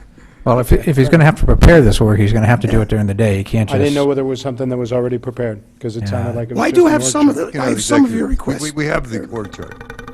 Well, the org chart exists, that's not an issue. Mr. Michelangelo, can you do this tomorrow night? Yes. Okay, so can we have you come tomorrow night? Yeah, but with all due respect, I don't think Joe can do what I have to do at the level of detail that you need from his perch, in All my right. opinion. I feel it's going to be more accurate if you give me the time, because I want to answer it right. I want one shot at it, get it All right right, well, with then you, I want to give you more than a night to get it ready. if you could. Okay, so we'll, at a later date, we'll pick the date, we'll have you come back, we'll go into executive session, we'll step through this. Okay? Fair enough. Appreciate that. Oh, yeah, no, absolutely. Mr. DeWitt? I think with the conversation we had with solid waste and recycling about the numbers that they don't have currently, we probably want to use our 329 executive department head kind of review night for that. That might be a good time for Scotty to, It's a good idea. that night. So, because 329 in our schedule is our No. makeup night if we need it, right? So That's 3:29. 329, yes. We'll talk about that. We'll give you a date, but we want you to have enough time, we want to get it answered appropriately. Thank you. You're welcome. What other questions, anything on this line item? I want to go to other line items, and I certainly want to cover capital outlay, which is always a fun subject for this department. Mr. Walsh, I think you had one? And gentlemen, I'm not sure whether this question is directed to both of you, because I don't think it's anything that you can really control, but it's one of the larger increases, percentage-wise, in regards to your budget, and that would be under utilities for the electric for FTC. So I'm not sure whether that's really because you just pay the meter, correct? Correct. And FTC stands for Fairfield Theater Company? Yes. Okay. And so I guess the question's to the first selectman. I know that they've expanded their operations down there, and all this is great for economic development, but how is revenue done? Has that covered that amount of difference? Do we have a, I believe that, Linda, that the revenue's in the revenue section, page 16.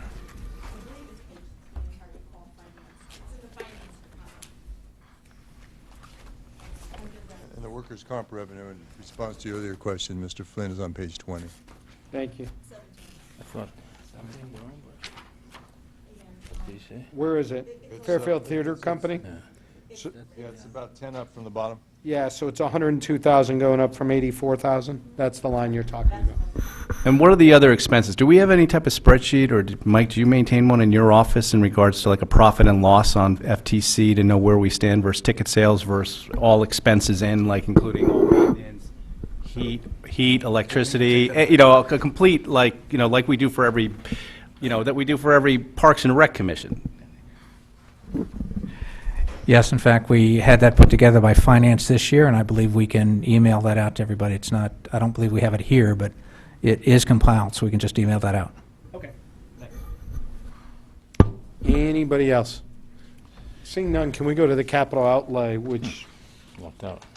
is a big adjustment here.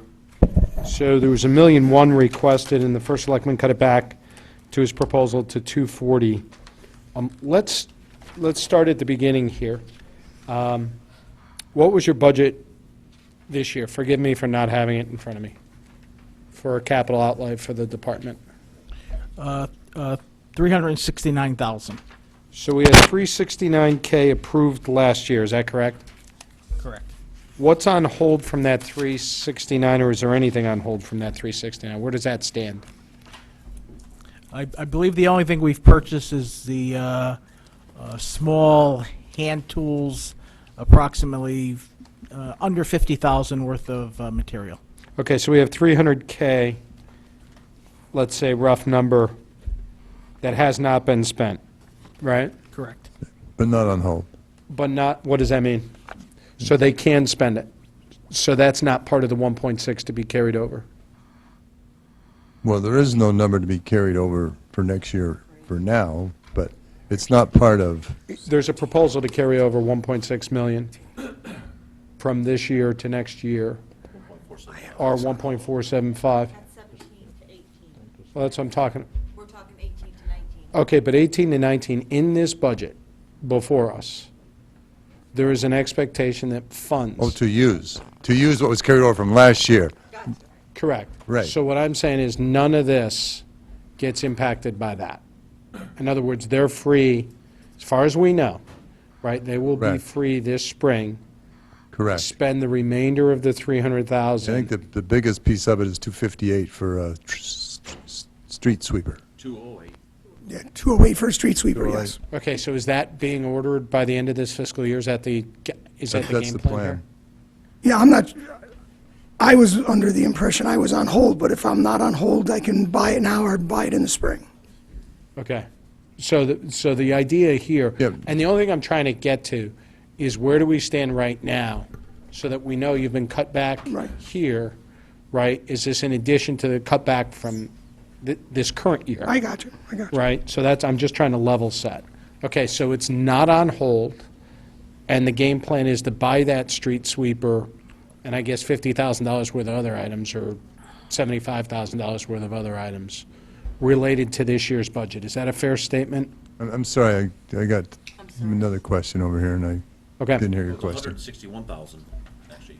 Okay, well, basically, I have here that they're saying that the capital outlay approved in last year's budget was 369, That's correct.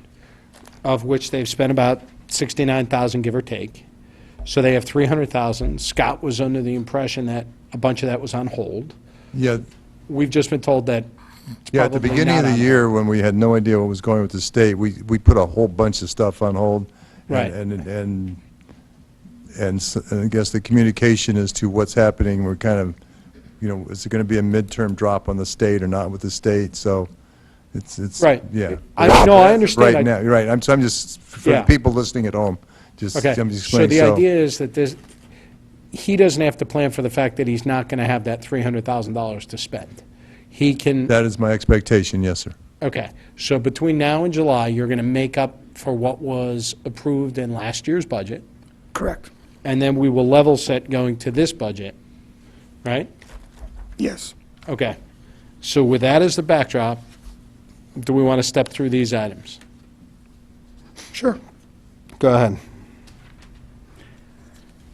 One reason we zeroed out the sweeper in this year's budget, because we were hoping to get, in the proposed budget, because we were hoping to get the one that we have in the current budget. So I'm comfortable with that being zeroed out, Okay. okay? We are a little lean with the trucks, but again, we think we're trying to be team players and do what we can. They're big-ticket items. Obviously, we've been challenged this winter and the fleet's held up, so I'm not going to stand here and jump up and down if we don't get the truck. The truck is actually in here, though, right, the dump truck? One, yeah, but I thought there was another truck down the line. No, I guess that one's in there. Next page, maybe. Go ahead with that. But these are in the order of importance, right? That's the way it's been done in the past, right? Yeah, my garage manager would like a whole new fleet of trucks, but realistically, I have to look at, what we're still doing on mechanical repairs. And the reason we're ecstatic about the sweeper is we literally were going to put $10,000 into a $10,000 sweeper. So now we're going to pawn that sweeper off and get the new one, and we think that's much better for business. I'll certainly take the truck. My garage manager's going to be doing jumping jacks to get the new truck. The other items are what they are. I mean, they're big-ticket items, and I'm not certain in this economy we can press the town to spend that money. Okay, does anybody have any specific, we'll go to Mrs. Scott, when you, your maintenance line is flat, correct? Maintenance, repair, and equipment at 22,000. So is that money spent on maintaining these? No, the line item for this is 433, which is 375,000. 433. Okay, also flat. So when you know that you're going to have to put off purchasing equipment, I don't know where they are on the, their useful life at the end, already outside of it. So can you anticipate higher maintenance costs then? Honestly, we've been able to hold the line. Our garage manager's very good with the money. I'm comfortable, even though wisdom would tell you if you're putting money into an old fleet, be prepared. But we've managed, so I'm going to say that we can stay at that delta in the repair line. One of the fear is, just like with the sweeper, the big ticket items. So if you have a truck that it's an older truck and you have a transmission that goes down, you have springs, you replace the springs on a truck, it could easily be close to 10,000. Transmission 10,000. Even outfitting with tires. So we put in requests where it's, you're spending half of the worth of the vehicle in a given year if it breaks down. So there's some diminishing returns to that. So great. Yeah, exactly. I remember the first year I was on the RTM, you presented a list of equipment. I remember there were, the gray areas were vehicles that were just entering or at some, point through their useful life. Do you maintain, of course, a list like that? Looks like you have it. Yeah, I do. Might Yeah, be something again, interesting. I think in fairness, we're a little behind, but I think our fleet is sound. It might be older, but I'm confident that we can carry through. Okay, thank you. Any other questions? We'll go to Mr. DeWitt, and then we'll go to Mr. Walsh. So I've got your capital request from last year. Right.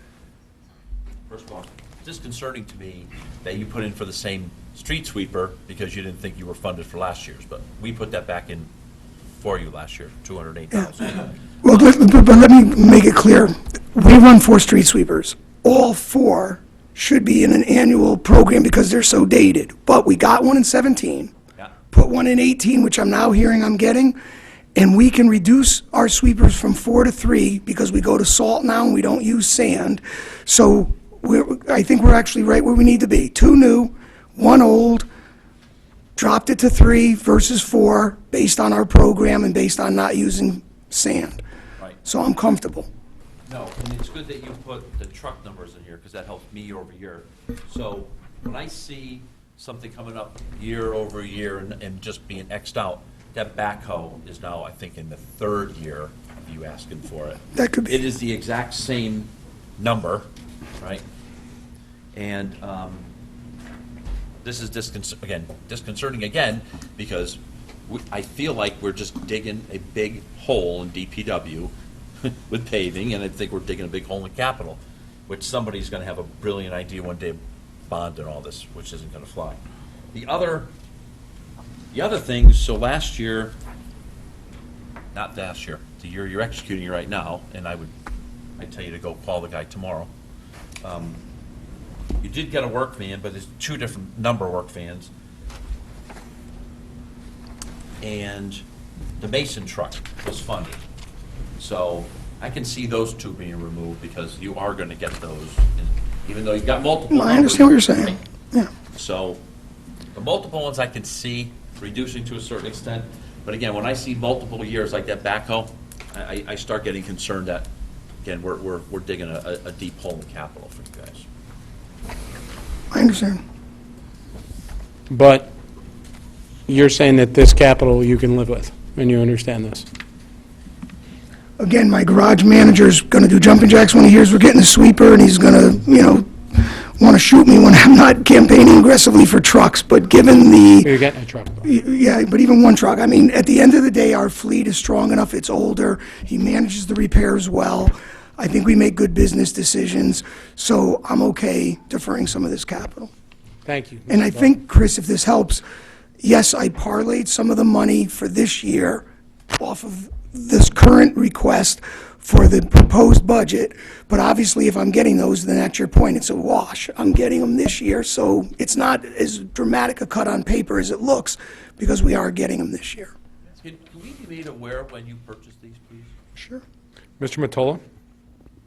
So just, if I wrote this down correctly, you got 369 last year for your capital request, right? And I think you said you spent about, did you say $69,000 to purchase some tools, right? I think less. I would say less, yeah. And the sweeper costs $208,000 that you want to buy? Correct. So what are you going to do with the rest of the money that you have in there? Well, I assume by this conversation, I can buy the other line items. Yeah, there were that- specific There are other- line items okay. in last year's All budget. right. I'll look, thank you. Anybody else? Mr. Walsh? On line one, the miscellaneous small power equipment, there's rumors, have you guys been having a problem with theft of some of your small power equipment? Chainsaws, things like that over the last several years? Because there's rumors out there that you've been missing some of that stuff. Is that true or not? I don't know it to be true, no. Okay. At some point, I don't need it for the budget season, but for next budget season, if you guys could put together an inventory of like what all of that stuff is, so that we can, the next year, see where we stand with all that stuff? Yes, we could do that. Okay. And if something breaks, put it down to breaks. If something's lost, it's lost. Something like that, so we can just kind of see where you should be with that level of equipment? Yes. From year to year? Yes, we could do that. Because, we see a number of $35,000, and that sounds great, but I don't realize, I don't know whether we're going up or whether we're going down in that regard. So, I don't need it for really particularly, it's not a big number for this budget season, but Right.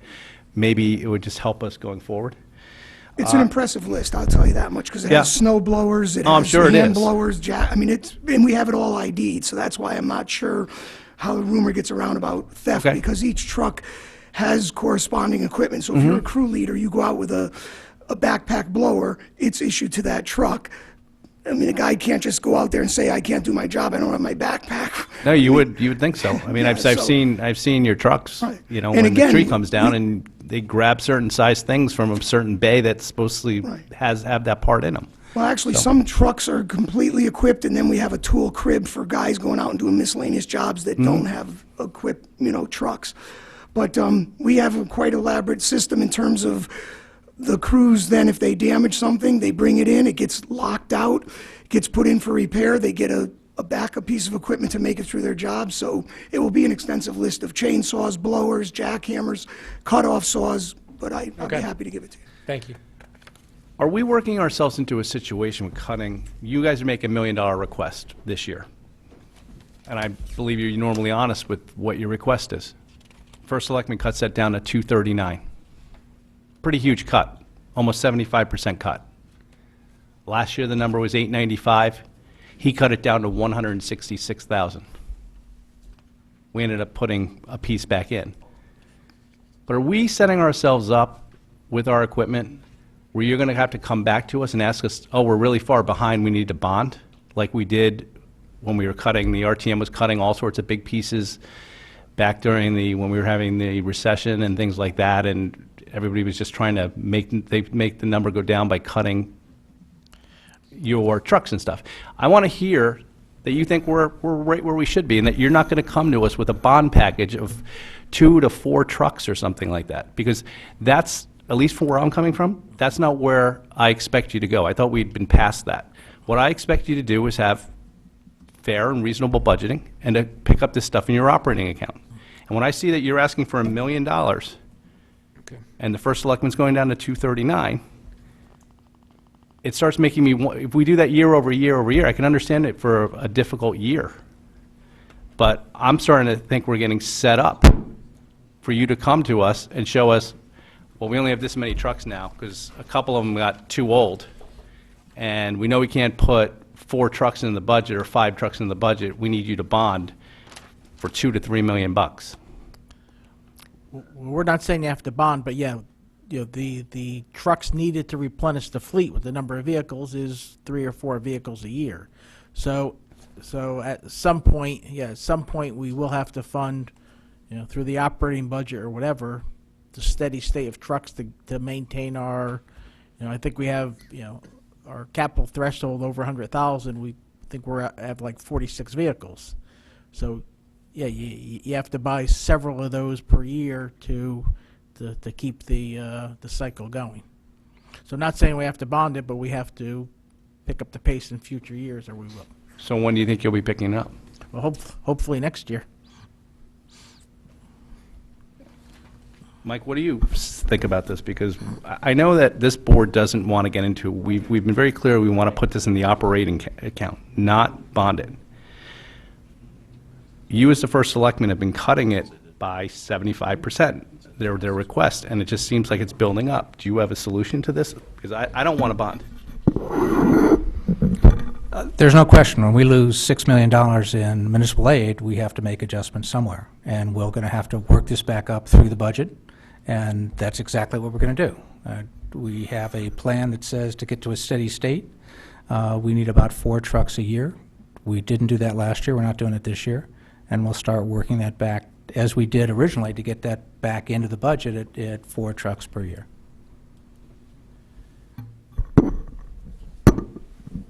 So are you making a commitment for next year that there will be 4 trucks in the budget next year? Of course not. All right. Any other questions, comments, concerns, anybody else? All right. I'd like to ask another question. On number 9, the frame, is that vehicle in operation right now? Or if we don't buy the frame, is it sitting on the sidelines and we're still not going to use that vehicle? I cheated. I fixed that truck this year because I needed it. So when I built the budget, I put it in here, but as trucks broke during the winter, I moved on that repair. Okay. So that's done It and came it's out on of the my road. vehicle repair account, but I had to do what I had to do. I didn't have the trucks to respond to the snow.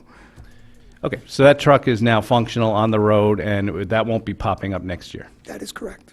But keep in mind, it's on the snow fleet. It is not considered, we have 2 deltas of trucks. When we get the new truck, it's the truck that's out there hauling asphalt, pulling trailers. When we get the I older was trucks, afraid with what you were just going to say. but then when we get the older trucks like this that I repair, it's just the snow fleet. This is a seasonal vehicle, still gets the same level of safety maintenance, but I don't run it 12 months a year. It's an older vehicle. I'm not going to run it 12 months a year. It's my snow fleet. Okay. My recollection is we're able to get it for somewhat lower than 28,000. I think it was in the 20s, but not quite the 28. Let's, But that was a business decision during the winter that I made. yeah. Okay. Anybody else? Anybody from the public on the Public Works operation budget? Seeing none, thank you, gentlemen. Thank you. We'll move on to engineering, which is page 218 through page 221 is engineering. Revenues on page 20? Revenues on page, is that for DPW? Yes, sir. For engineering. We do revenue after we do expenses. DPW revenue, page 20. Page 20. Thank you. Let's look. I thought I looked at it and it wasn't. Not a lot. 54,000. 45. Any questions there on DPW revenue? I'll just make a comment. The Sure. new item there is 15,000, which is the purchasing agent was able to get a favorable deal. We compost material from our wastewater treatment plant through both the wastewater treatment plant and Harvest New England. He was able to obtain a favorable price for selling of that material of 30,000. So this is a new item, 15,000 here, and there's the corresponding other half shown in the WPCA revenue account. Thank you very much for that. Appreciate it. Mr. Mayor, thank you for reminding me of revenue on this. Any other questions on revenue? Seeing none now, we will go to engineering, which is, as I said earlier, 218 through 221. This budget is significantly impacted by a multi-year contract settlement, correct? Which has payroll going up by 7.83% year over year. This is a transfer from contingency, and the payroll line items remain the same in terms of headcount. Correct statement? Correct. All right, Mr. Hurley, why don't you step us through, is there anything significant here that we should be aware of? Well, the items I'd like to highlight are, after meeting with the first selectman, the department proposes a 33% cut in our part-time payroll, a 30% reduction in seasonal payroll, and several double-digit cuts in minor but important accounts. As always, engineering prides itself on being a very prudent department. We've increased our revenue, copier and permit fees for the first time in several years to resemble fees of surrounding municipalities. And the other thing would point out, even with the payroll, if you go from like fiscal year 16, 17 and 18 were significant decreases. So when you compare it for 18 and 19, that was the big jump. But it's not too bad. If my math was correct, it was like 1.7% from fiscal year 16. So I just wanted to point that out. Mr. Hurley, you just mentioned something. I just want to get a clarification. In the budget book, it has the proposed departmental budget being 732,258, and it has the first selectman budget being 732,258. 732. So it would look as though the first selectman did nothing to strike back your budget at all. Oh, But no, yet no, you that just- was, it was a meeting prior to, I think, them putting that down. We had met, we meet back, I think it was what, in December or in late November? And so, those. So is this your proposed, is this the department's proposed budget? or Yeah, not? what you see is, yes, that's So correct. you're comfortable with these budget numbers? Yes. Okay. Questions, comments for any specific line items in the engineering budget? Go ahead, Mr. Walsh. Mr. Hurley, compared to these cuts that you talked about, which are fairly significant, what will making those cuts do to your department that you were able to do last year that you won't be able to do starting July 1st? Well, You're not going to tell me it's nothing, like, oh no, it's not going to have any effect. No, we will bite the bullet a little bit with the seasonal person. Instead of having them, I think it was 70 days, we'll have to have them for 49 days. But at least we have something because, you know, people do take vacation during the summer, and that seasonal person would be a substitute while we have, say, someone from our survey department on vacation or something like that. And as far as the part-time payroll, it just so happens we have walked into a little bit of a benefit right now, I guess you'd say, is that both our part-time people are not maximizing their 19.5 hours that they have, and those are the people that we have now. And so we were able to obtain this cut. In future years, we may have to come back and increase it, but for right now, we're okay with that because of the people that we have, yeah. So, through your answer, correct me, you're just going to get less work done in your department.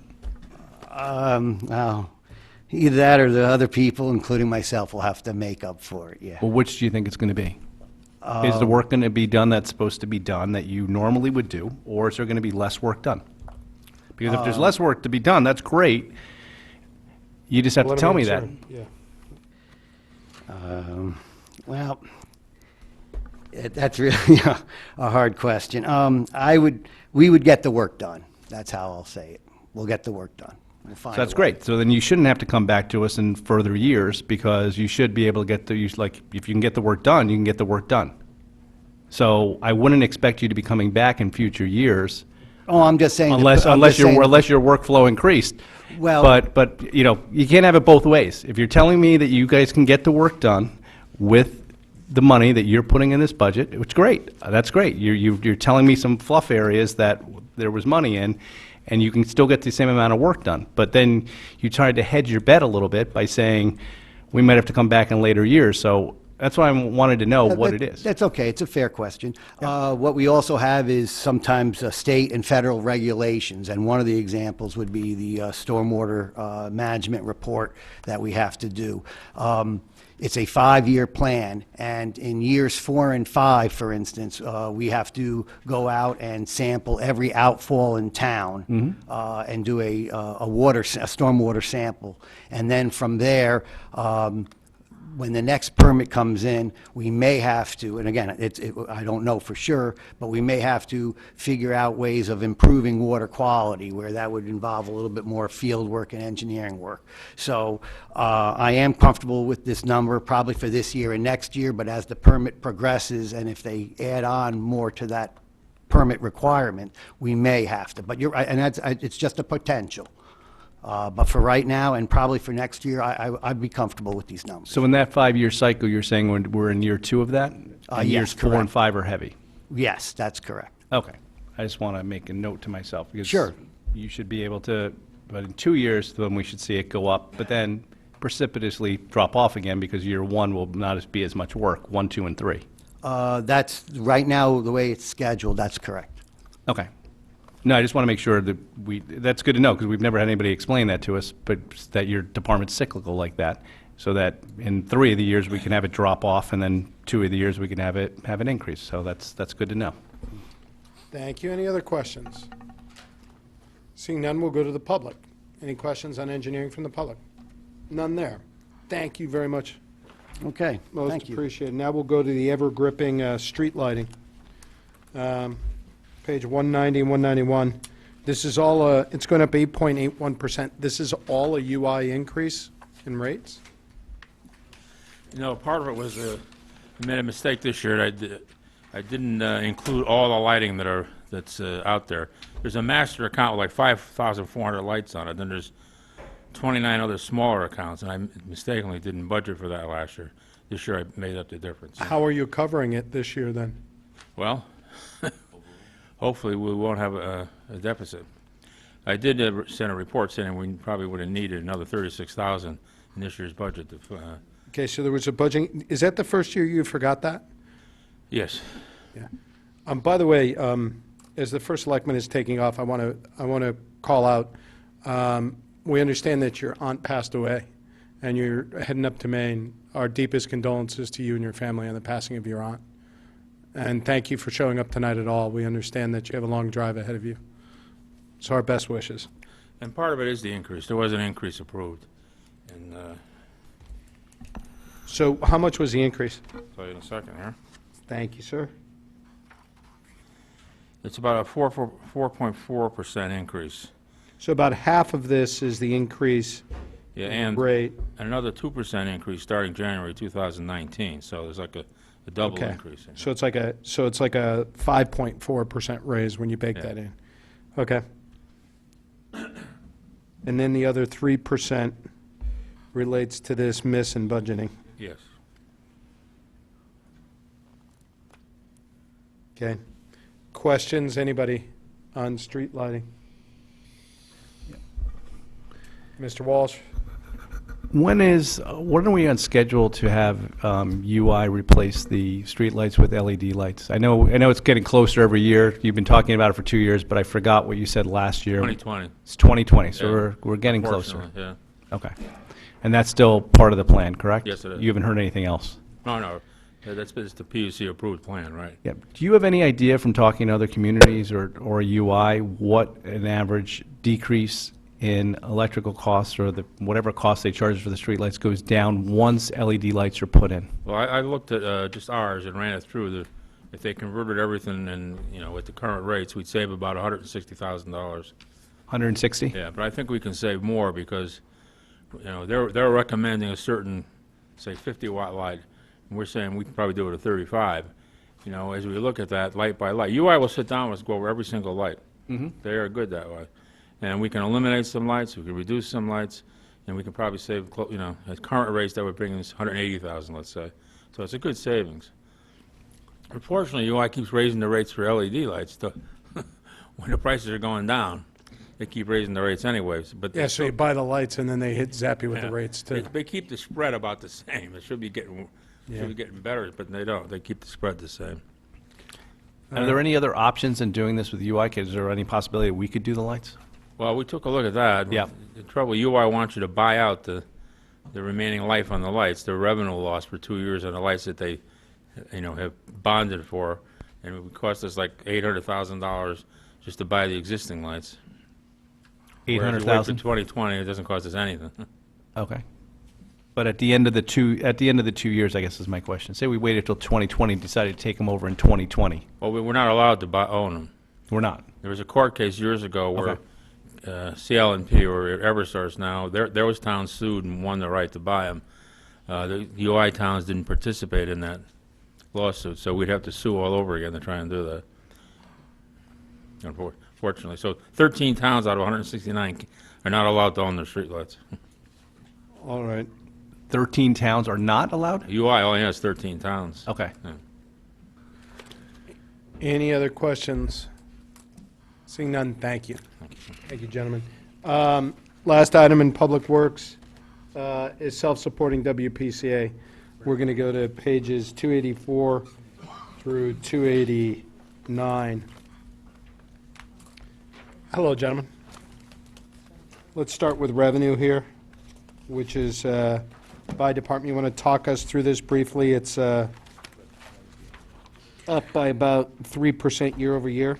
Yep. And so and once again, this was just identified. We spent last year was the first year we showed this formally to this degree in the budget book.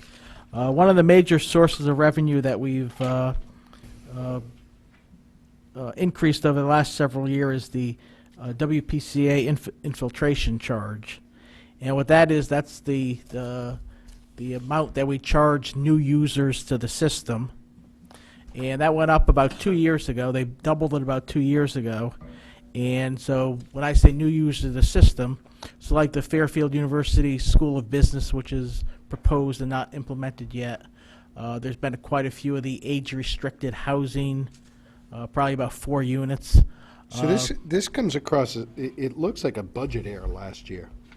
And when you look at it, it says the infiltration, the average 3 years previous were $310,000, and last year all of a sudden we went to $62,000, and now we're back up to $400,000. $400,000 seems to be more the average than it does an outlier. I think the prior 3-year average counted the last year, which was good, if you know what I mean. So when No, I have no idea what you mean. Okay, well the $61,000 number Right. was based on a prior 3-year average. Last year was a great year. What was that number? I'd have to look it up, but probably around 700,000, 600,000 or 700,000. What's going on, guys? What do you have on this? Anything? All right. Yeah. So the last great year kicked up the 3-year average from a $61,000 number to a $309,000 number. Okay. And this year we think it'll be even better. So we're programming at 400.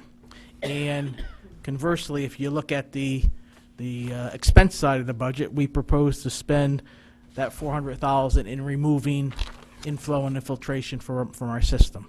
So that's the way the program works. If somebody comes in with a development that adds flow to our system, they pay us money.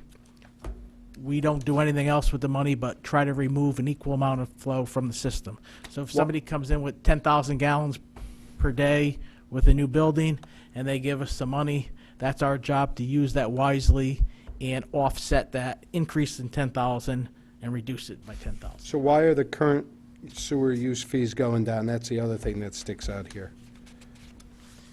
The answer to your But- question was, the last year was 825,000. Thank you. So 400,000 seems light.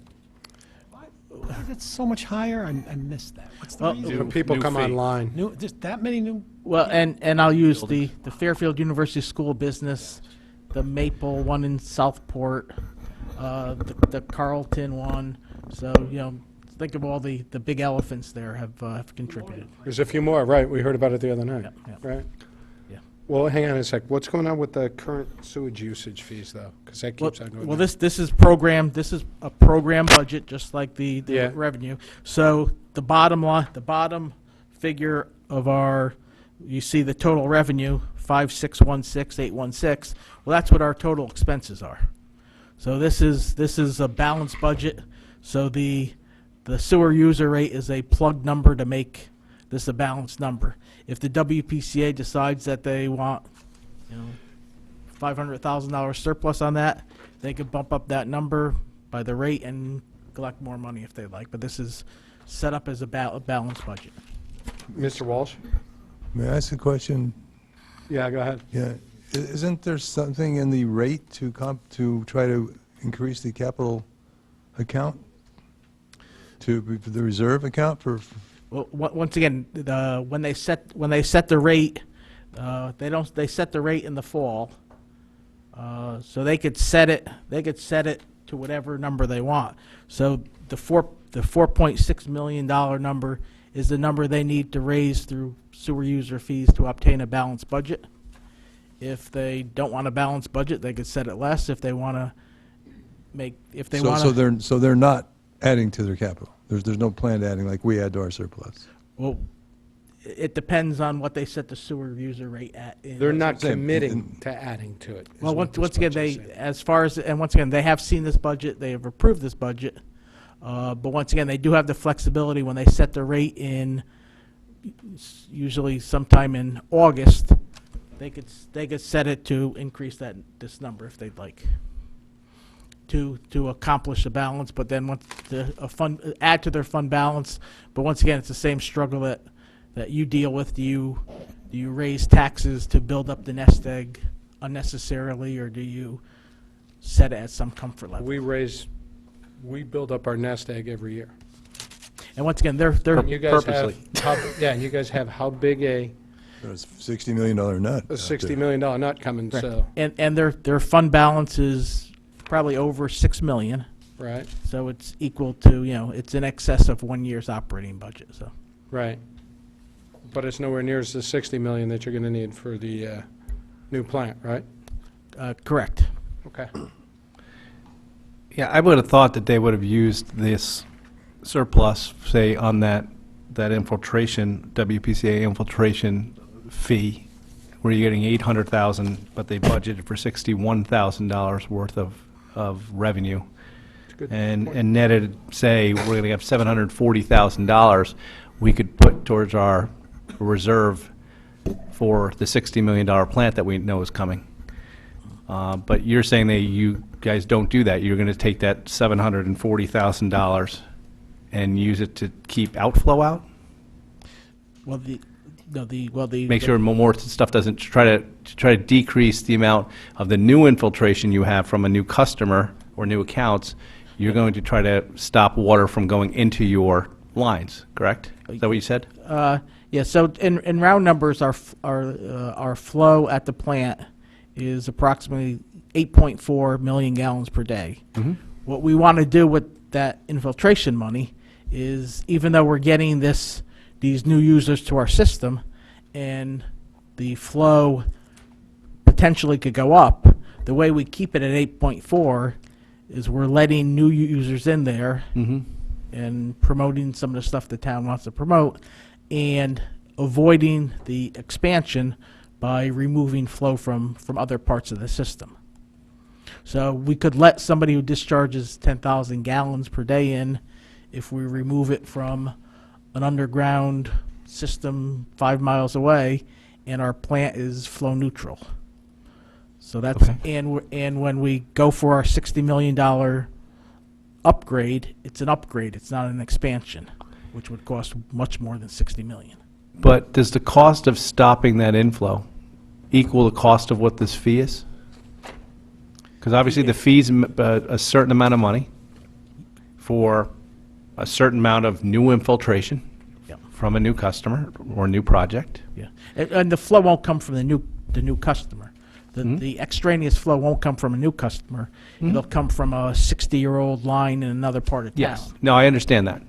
So is the cost, say 100,000 gallons new comes in and it costs, you're charging somebody for that $50,000?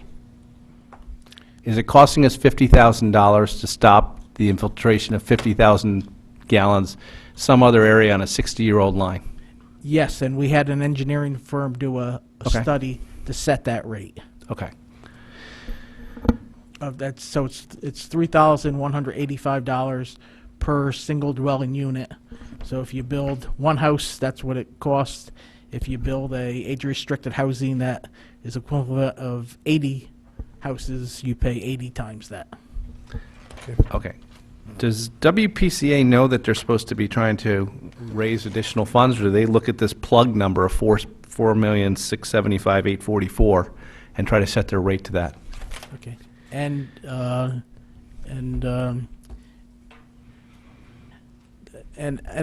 don't know if they need to raise all that money. You know, they know the challenges ahead of them, and I could bring the chairman in front of this board. But philosophically, yeah, do you tax today to build a school that you're going to build 5 years from now, or do you raise the money when you're building the school? So Well, it's a little different, right? Because the people that pay this aren't the same people necessarily that are the taxpayers, right? correct. But do you charge 5 years before you're going to put the shovel in the ground? Is it 5 years now? Well, the design is a several-year project, and the approving of the funding will be a challenge, I'm sure. Design is a several-year project, and the completion is probably a 3-year project. So that doesn't answer my question. Are we 5 years out from having to do this? We'd like to start the process this year, but yeah, it's at least 5 years from being completed. Okay, but that's not 5 years from being expended. So it takes 3 years to complete. You're telling me in 2 years, we're going to be shovels in the ground building this new, or not new, renovation. If we approved $4 million for design tonight, we'd probably be ready to bid it in 2 years from tonight. To bid it. So that means we're 3 years out from shovels in the ground. But we're going to be spending $4 million up front. Approximately, yeah. And we got to decide how we're going to pay for that. Yes, we will. Any other questions? Mr. Mottola and Mr. Kiley. I always thought that the idea of this was going to be a combination of users paying for this and then the entire town contributing towards this, right? I think that's a discussion we need to have at a later date. and look back. You're right, Yeah. absolutely. Yeah, I mean, that is a philosophy of it. You're absolutely right. All right, thanks. Mr. Kiley? Yes, sir. A little bit outside the budget, and you might not know these numbers, but if you don't, can you please get them? Of all the billions of gallons of water that go through each year, on a percentage basis, how much of it is what you would call household, business, sewer runoff versus rainfall? 50-50, Bill? Roughly, probably just a little bit less than 50/50. A little bit less for what? For the runoff compared to the household waste. Like, So the household water is a little higher than, is it 60/40, give or? probably 65, Probably 65, 35. 35? And we could ask, So the rain is 35 and the buildings are 65% roughly. and Rain and tidal. I'd say it's a little higher than that. And once again, the way you determine that, you could get a dry stretch in August where it doesn't rain for 5 weeks, and that'll tell you. You could also compare it with Aquarion water usage. So you could, so like I quoted the number 8.4 gallons per day on an average for the year. Okay. And I don't want to derail the meeting, it's late. The other question I have is the same question on the mix between commercial and residential. We have 20,000 houses, we have all these commercial buildings. What is the approximate mix of the water going through your system from those two sources? Okay. That I don't know offhand. We can follow up on that. Yeah, It's yeah, not- that's fine. Just All have right. both those questions, okay? Thank you. Yep. Any other questions for WPCA? The first one? Any other questions? Mr. Chairman, can we get a date? I don't need it tonight, but we keep talking about, we're going to talk about how we're going to fund for this WPCA, and like another year goes by and we're getting another year closer. I think this board should start having some meetings within the next 6 months to figure out how we're going to start doing this, because the time is coming. They just mentioned 2 years away from having shovels in the ground. No, they actually said 3 years. 3 years from shovels in the ground? When are you going to start asking for money for this? Yes. If we want to wait till after the budget cycle, we could schedule something for May if That's that not works. what I asked. When are you going to ask for money? I could bring the chairman here April or May if that works for this board. Okay, no, that's not the question. When are you going to go through the formal process of asking for money? Okay. One of the things we're waiting for is the clean water funding from the state that generally pays 20% of these. They come out with a priority list, and that's been due any day now. We haven't received that yet. So that tells us where we are in line for 20,000. But I'll speak with the chairman of the wastewater of the WPCA and see what works for their schedule as far as requesting money and coming before the town boards. Okay, get back to us, because we will have to have a discussion on when we have to start paying for this, how we're going to fund it. Yep. All right? And, you know, it might be a discussion that impacts what you guys do with rates in the fall. Yep. You know, depending on when we have to start spending money. So, thank you. Any other questions, comments from board members? Seeing none, we'll go to the public on the WPCA budget. Right? No. All right. Nothing. Thank you, gentlemen. Appreciate your time tonight. Thanks for being here. I just want to make a comment having nothing to do with this budget. It's actually information systems. What Dave didn't tell you is by going to these new PCs, we're going to save a couple 100,000 kilowatt hours a year in electricity and maybe $50,000. They're very energy efficient. That's fantastic. And the other thing about, using information system to run other things is we'll be coming forward with a plan, energy management, asset management plan, which will include two things: computerized maintenance systems for each building, which will cut down on the cost of maintenance by having it run through the computer. And secondly, the building energy management systems will operate the buildings, remotely. So that's all taking advantage of new information systems technology. You should have presented the management information systems budget. I was listening back there. I thought I wouldn't throw that out. Good. No, because it's exactly the type of thing that I think we want to hear about, because it's much like we talked about economic development. I've seen, and others on this board have certainly seen, investment in IT paying off in savings on operating costs moving forward. Yep. So I'm glad we're doing that, just like with your clean energy initiative. So thank you for that. Do you monitor the electricity for the town and how much we're using and how much we're paying? We're going Yeah, every month we get the bill, we monitor. Excuse me? We get a bill every month, we monitor that, yeah. All right, would you be able to show us it from last year to this year? Yeah? Okay, can you get that to us? Well, what I'm doing, I'm doing something a little bit bigger and better than that, I think. Because you've been asking for questions about the energy savings and so I'm putting together a chart from 2011 to present, showing all the buildings that we've done energy conservation in or added solar to, and showing how much it's saved and how much we're paying for each. So we'll have a chart for. Let's see that at one of our quarterly review meetings Yeah, that's as what I soon was as it's saving it for, prepared. right. Yeah. But I would do it all that way. Thank you very much for that. Appreciate it. Any other questions or comments? All right. Well, no, actually, I already went to the public on this, so I think we're kind of done. He jumped in. Yeah, feel free. All right. Don't eat platitudes. Thanks, everybody. We're going to take a 5-minute break, and I mean 5 minutes, and then we're going to come back. I want to thank the public safety crew for sticking around tonight. I'm sure you understand why we had to move Public Works from last week, but I apologize for the lateness of the evening.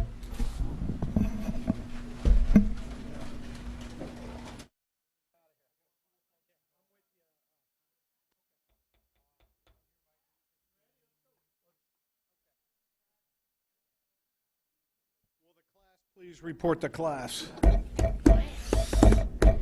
All right. We are going to turn our attention to public safety, and we're going to start this evening with the police department. And once again, I'd like to thank everybody for their patience as we had to start with WPCA. Oh, We are starting with the fire department. My apologies. Sorry for the false start there. That hurts. We're going to go with page 175. Well, Chief, we just want to get the nose out of the way first. All right. So here we have a 3.14% increase. The largest increase by far is a capital outlay, which is over $100,000, and I'm assuming that's the discussion we've already had. Correct. The rest of this is fairly in line with prior years. So $300,000 in total increase, of which $100,000 is that, and then there's $59,000 related to training. Chief, do you want to start with any comments, and then we can go into your budget? Yeah, so we have, as you know, added an item to the budget in the command car. We talked about it the last time. We have looked at those costs from 2013 and can speak to the difference between the 2013 costs and the 2018 costs. Can we go through that? That'd be good. Sure. Please. The command car, which we spoke about in capital, we pulled out of capital. We said, hey, put it in your operating budget, and then we asked at the differential between price points from prior years. And that's what the chief was going to address. Thank you, by the way. So in 2013, we bought a Chevy Suburban 2500 Series command vehicle for $39,000.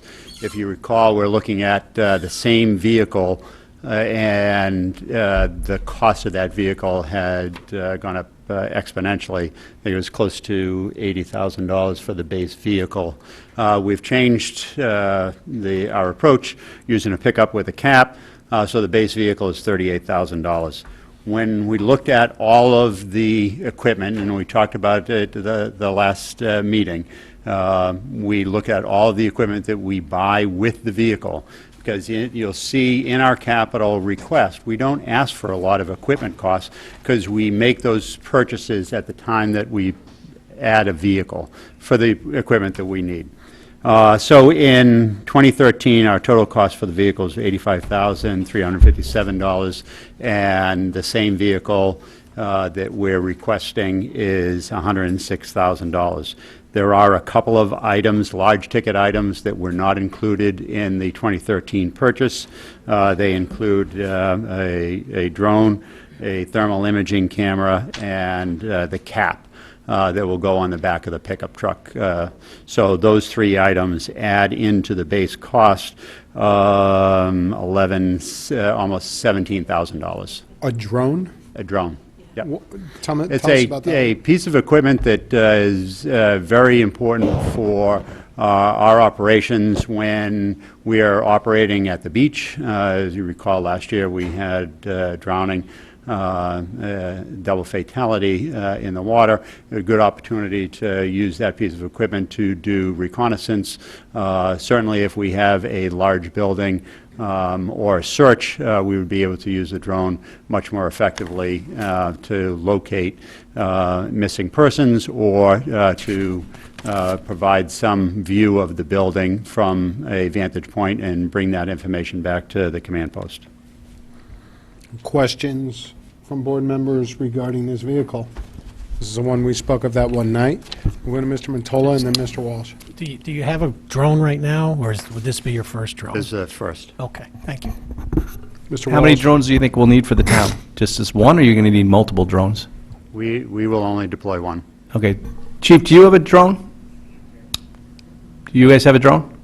How many do you have? One? Okay. Is there any way both departments can use the same drone? Doesn't seem like a piece of equipment that's used like every day. So the police department and fire department operate very collaboratively, and we share information, but we build our capabilities certainly in unison, and I think that we make each other better by the work that we do. We backfill the police department with our capabilities when they are the primary responder, and they back up our capabilities when we're the primary responder. I think that for a relatively low-cost investment, we will see the benefit and be able to support each other's department much better if we both maintain that capability. If you both maintain it, okay. Over the next year, if we could grant this, could you guys keep track, both of you, how often that drone is used? Yes, we will. Each of your departments, the number of opportunities, whether it be opportunities per day, the number of days used, not just for training purposes, but for actual use? Yep.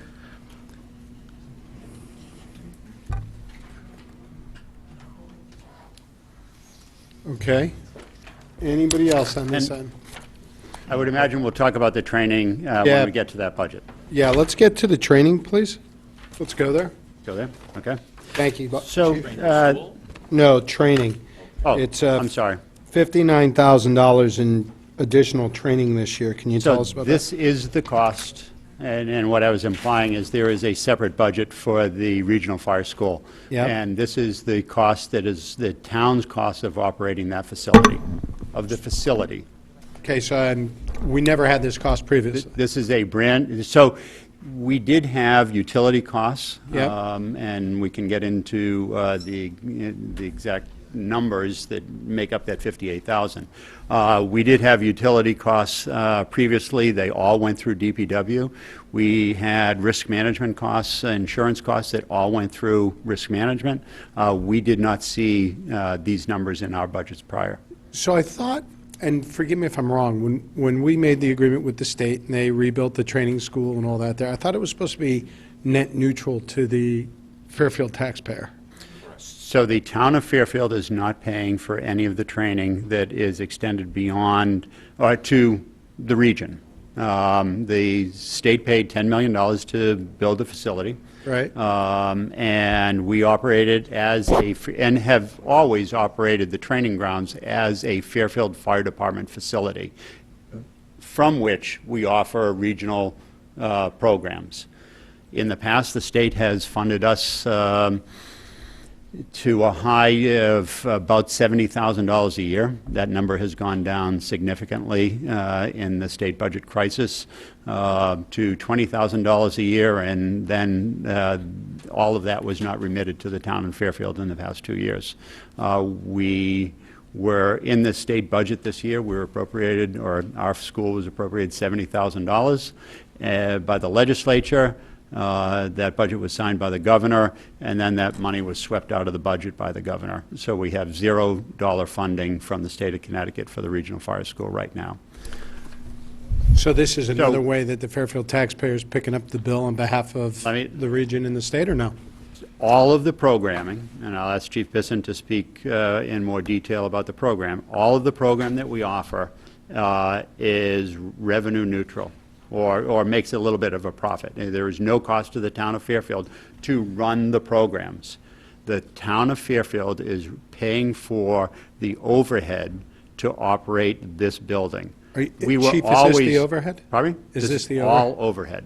This is $27,000 that DPW just talked about for electric. It's gas, it's fuel for running our expenses for the burns that we do, but not for the regional offerings. And risk management costs are all built into that $58,950. So why And don't we this is charge a- it to the, Pardon me? why don't we put it into the training school budget? I see that there's. It is. It is. So there is a it's separate in budget. your budget. There's a separate budget for the regional fire school. It begins on page 277. Yeah, no, I know. Why is this 58? You just basically said, hey, this 58,000, with the exception of the town's quote-unquote burns, as you call them. I guess that's a trade name, right? When you guys train there, why isn't the cost of the electrical and the cost of the insurance and the risk management, why isn't that all in the fire training center budget as opposed to in your budget? Yeah,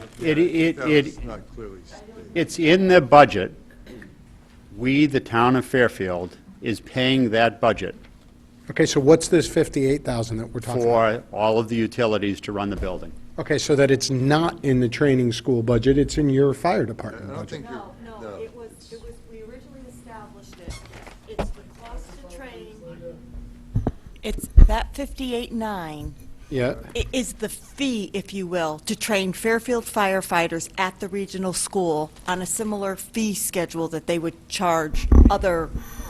now, we don't get a discounted fee for picking up the It is, overhead? but there's a fee schedule, and wherever they fall on that fee schedule, Okay, And it's where not was- answering my question. Do we get a reduced fee schedule because we're paying the overhead? You have to ask the fire you have to department. ask them. So we do training at the regional fire school. We Sure. maintain offices, we maintain equipment, we store equipment, we get full use of the building, and we provide our training through our training officers on duty at that school. Other communities hire 4 or more days of overtime.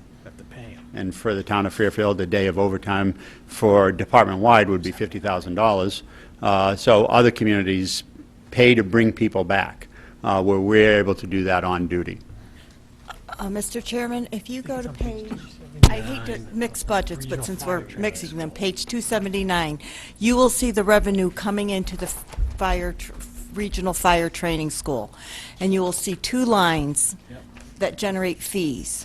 Yep, Fees from other towns, yep. and that's the 78,000, and then the fee from the Fairfield Fire Department to train their people, which is the 58,000. Okay, That revenue, no, I understand. now that revenue balances there. No, and I'm glad we broke it out. My question would be, why is Fairfield so much higher than everybody else? Yeah. So Turn we to are the next cut- page on 278, and you see the expenses that run through the fire. Yeah. So we are, Lady, thank you. Just 2 thank yous, owe you, Chris. we are using the building 7 days a week for the Fairfield Fire Department. And we get tremendous value out of that building, not only for training, but for the storage maintenance of our equipment that's down there. All of our gear maintenance, our tool maintenance, and storage for surplus vehicles, training vehicles are maintained down there. We cannot, all of the courses that we offer for the region are generating either a little, at least break even, or generating a little bit of profit. We could not raise those fees to cover 100% of the cost of this facility. Why not? Why couldn't you raise the fees? Well, maybe not to cover 100%. Well, there's not another $58,000 in the system for regional fire school training. We have raised our fees, we generate profit, we don't offer any programs that don't break even or generate a little profit. We charge for use of the facility for any department that comes over. The City of Bridgeport comes over, they pay us a per diem fee for use of the facility with or without instructors. So we are getting out of the system, and consistent with the regional fire schools in the other 8 regional schools in the state of Connecticut, we're consistent with the fee structure. When we raise fees above a certain price point, we see attendance drop off. There's just one point of be clarification, cheaper not for us. clarification, but just one point of information, that even though they're called regional fire schools, a fireman from any town can go to any regional fire training school. So you don't have a captive audience, so your rates have to be competitive with the other.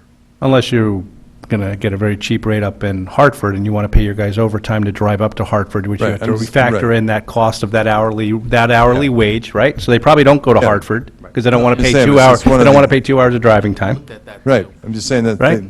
So Right. there is some give in that number because Right, there's, Yeah, but local So people, faraway people. We were yeah. asked to develop a business plan for the regional fire school, with the understanding that this was our first pass at the brand-new school that has more training capability than the old Nike site if you're familiar with the facility there. There is a lot more capability in this facility, and Chief Bisson has done a great job of expanding our offerings that generate income, but also meeting the primary objective of training.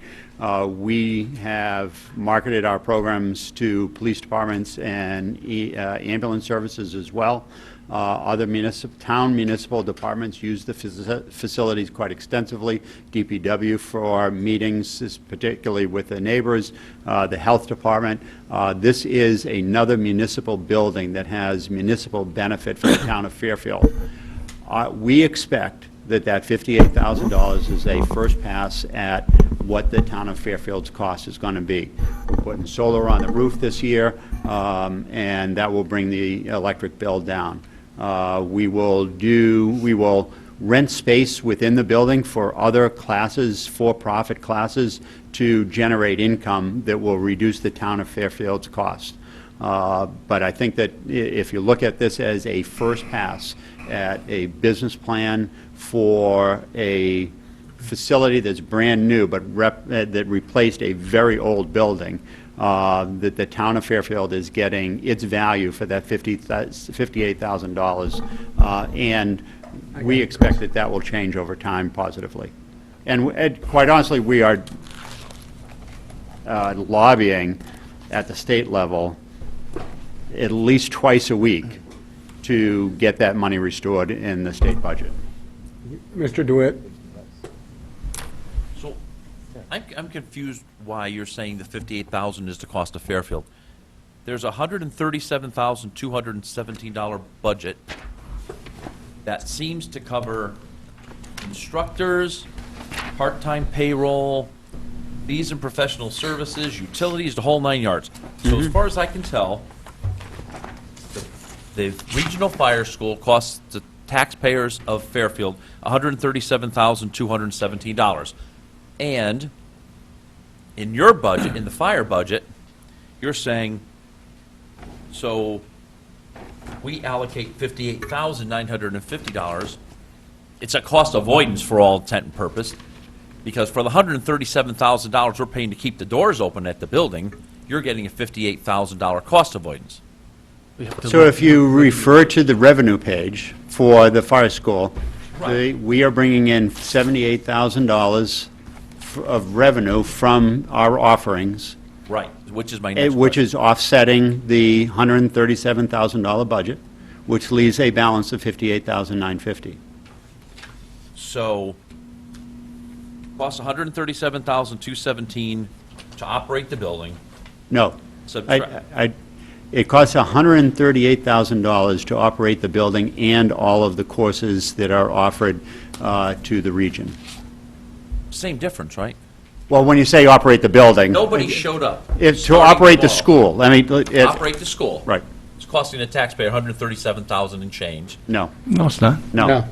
No, You're it's telling me costing... no one showed up to go to class. If nobody it wouldn't showed cost up, us we that? didn't, if we did not, if it was no longer a regional school, it will cost the town of Fairfield $58,950. That's just to keep the lights on. Correct. But the way you're maintaining the building today with an instructor and all those things, it's $137,000.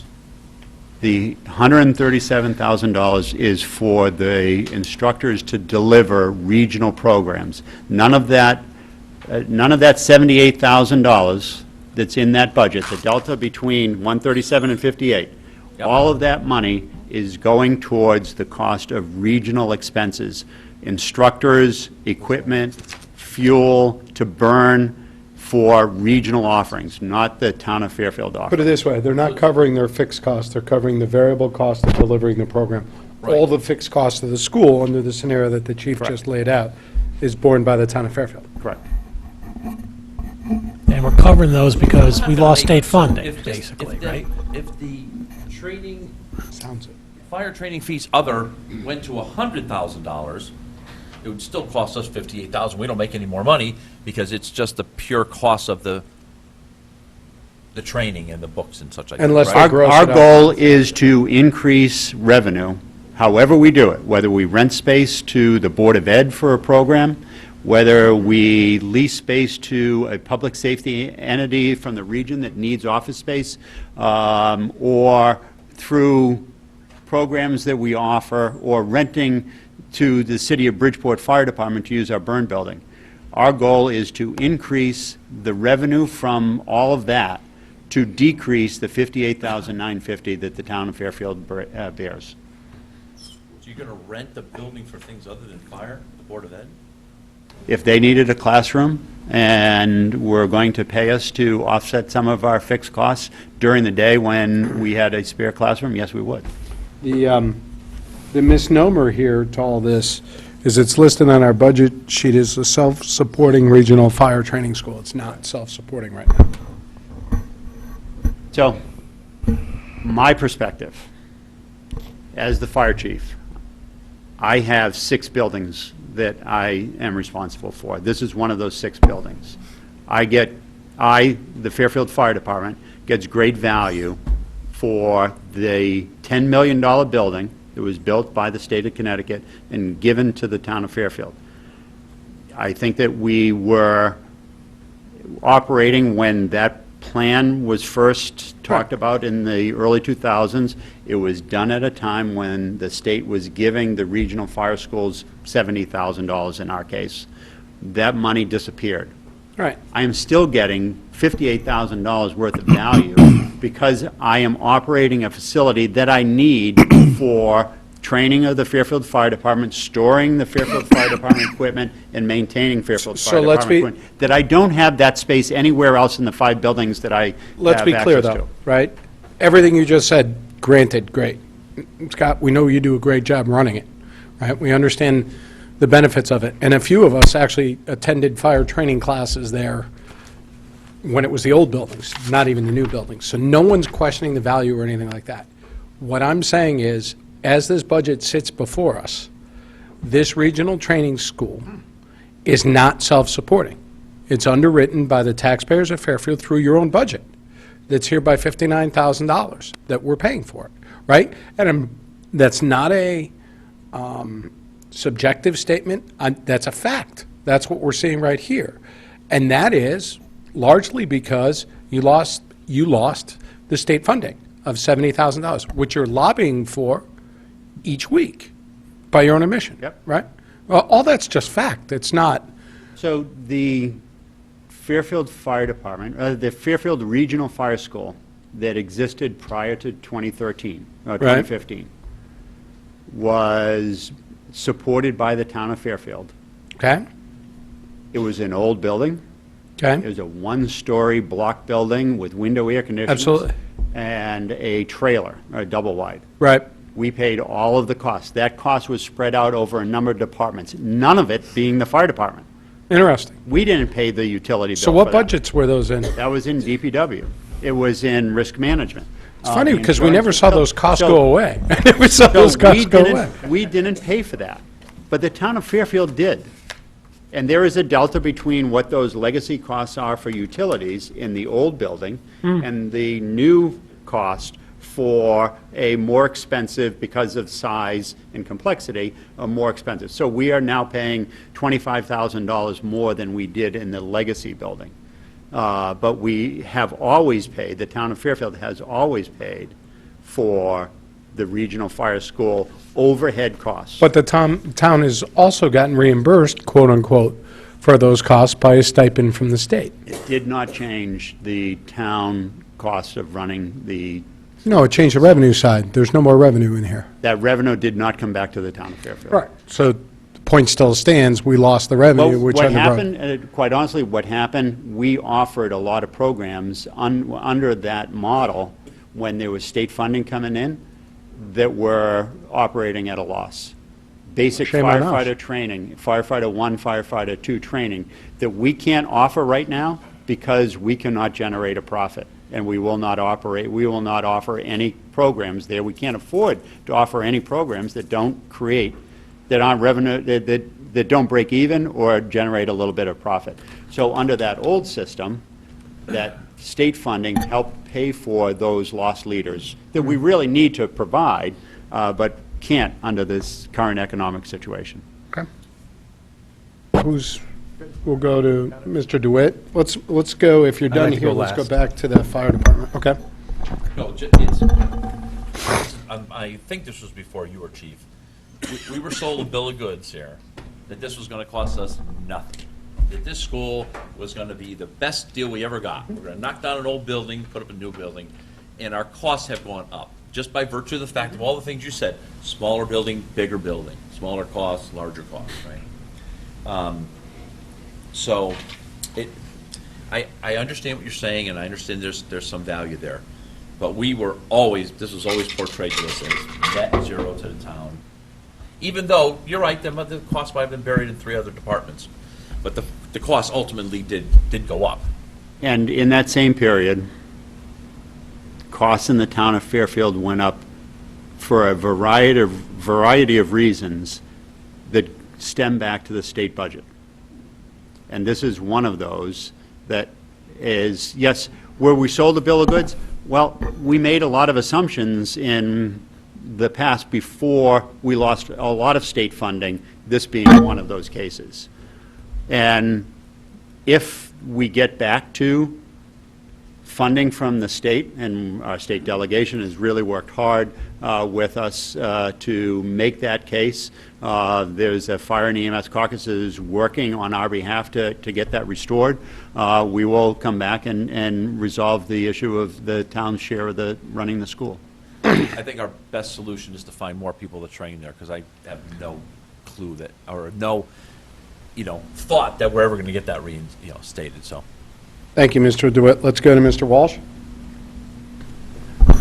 I kind of agree with Mr. DeWitt and some of the other speakers here tonight. We were sold a bill of goods. I mean, we were sold a bill of goods, and we were sold a bill of goods by this governor who continues to steal, basically, funds from this town. He loved putting his name up on that project and on that billboard he put up there when the construction was being done, how Governor Malloy was building his facility. But then he yanks the funding to pay for the costs that go into it. And guess what? He's still doing it. There's just some of these fire training facilities still being proposed to be done, even though he's yanking the funding. There is 2 under construction. I know. This is how the guy's a little crazy. I mean, he wants to build them, but he yanks the funding. And I know that you're working hard. I know you are, to get funding. I've talked to the state reps on this. I know our state reps, all of them are working hard on it. Yeah. And they tell me you're all over them. And I appreciate that. And I appreciate that hard work. And I know that they're saying that they're fighting like hell for it as well. Because I can't think of anything worse. I mean, what I really think would probably be the best thing on a short-term basis is just padlock the place. What a great embarrassment it would be to the state. A brand-new facility, but they're going to close it because they won't give us $70,000 a year. I mean, seriously, I mean, that's... I'm sorry to interrupt.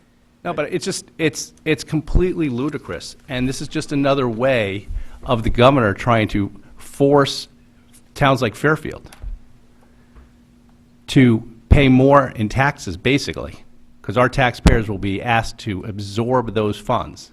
And this is not anything, because I went through this approval process back into the early 2000s when it was first presented.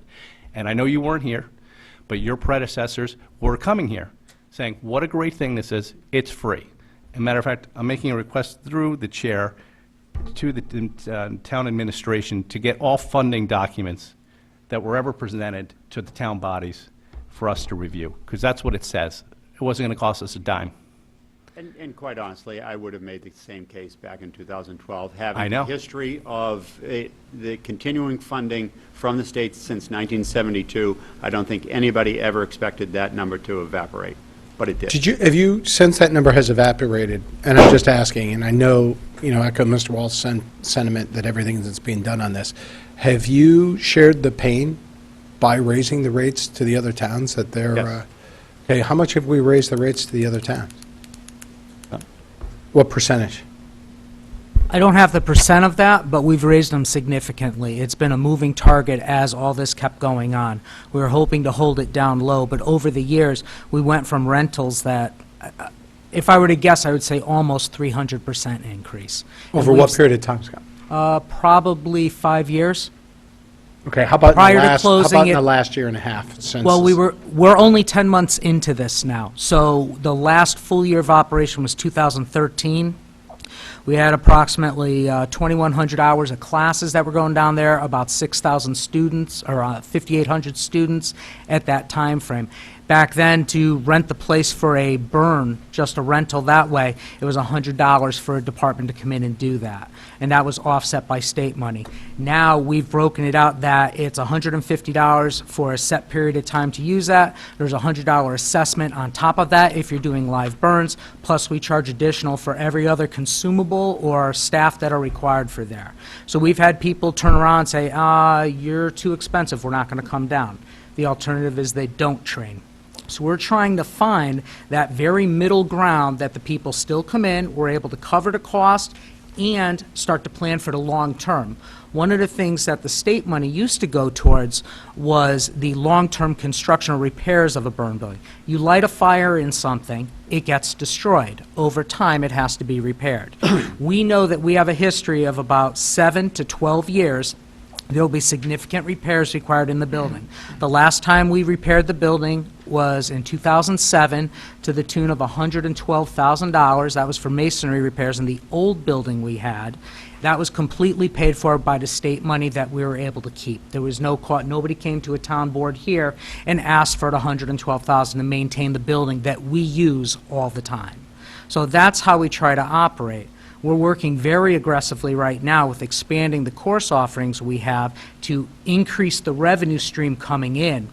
Are those other towns, thank you for all that, are those other towns that use the facility, are they equally lobbying Hartford with you to say that we need that funding? Are their state reps going back to Hartford saying, you shouldn't have cut this funding? Because it shouldn't just fall on our state. The fire service across the state of Connecticut, and particularly in our area, Burrville and in Eastern, where the other two schools are currently under construction, are getting are exerting the most pressure. Our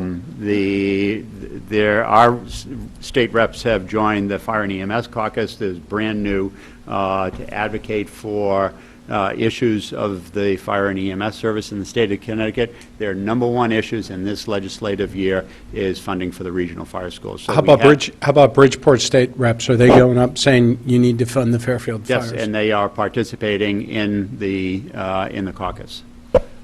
Mr. Mottola? So just quickly, do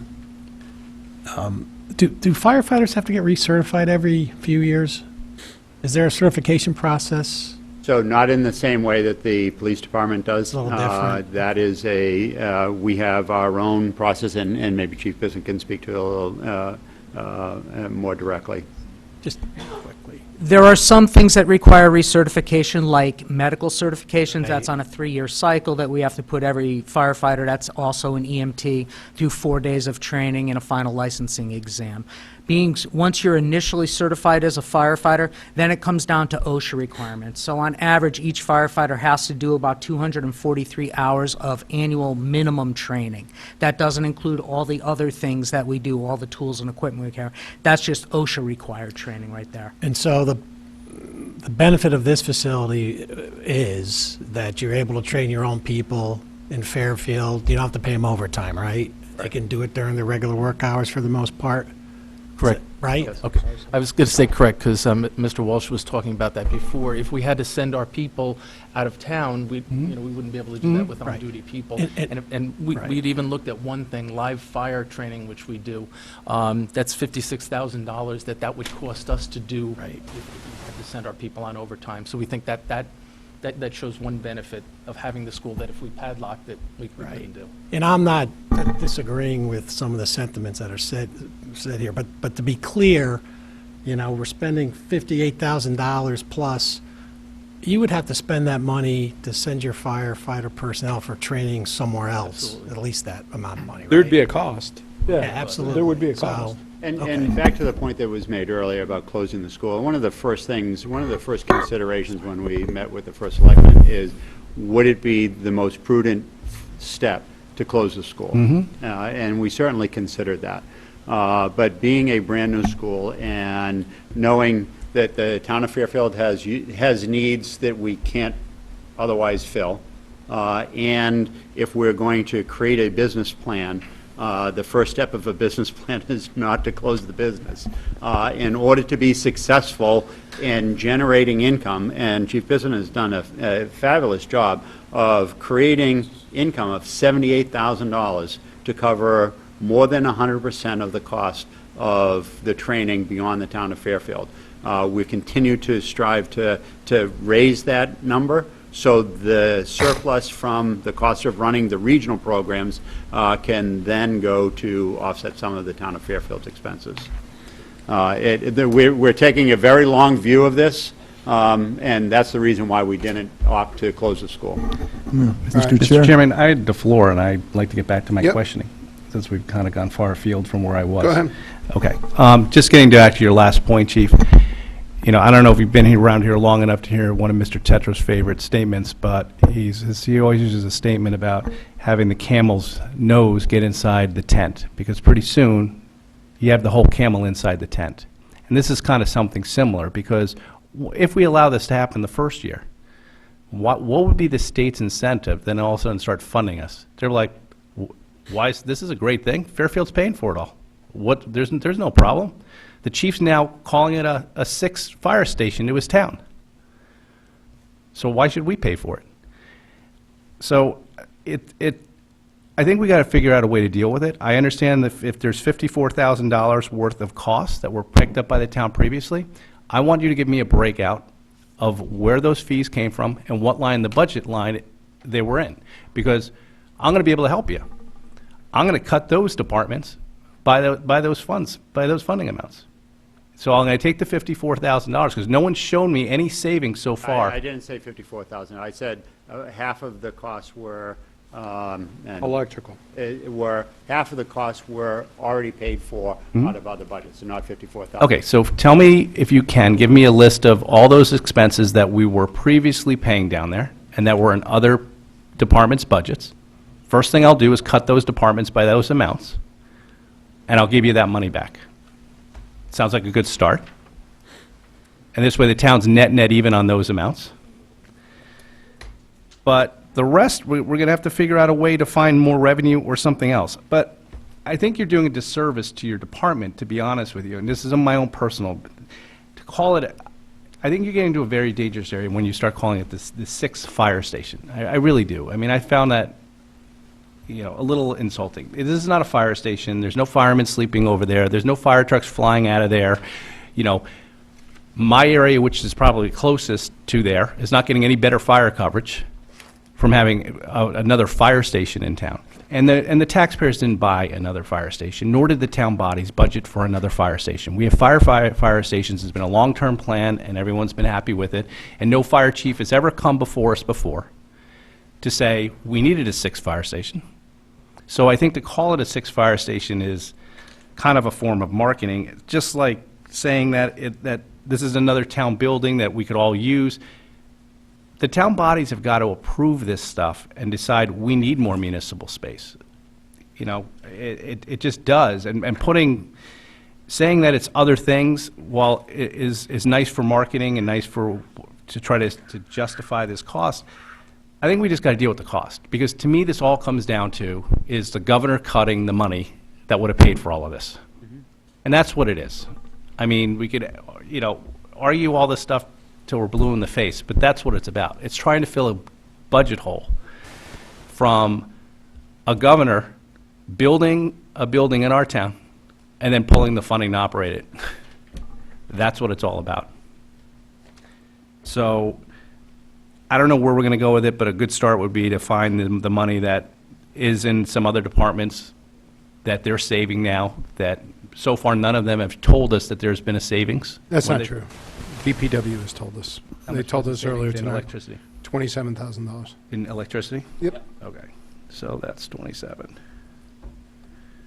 And then the other amounts in risk management and things like that. Yeah, and I think, and quite honestly, those numbers never existed in any line. They were just part of the town's overall cost. They weren't of all- transparent. They weren't. So They're asking you to cover them now. No, and in fact, And we were they told went to that- the insurance company and said, what is the real cost for this facility?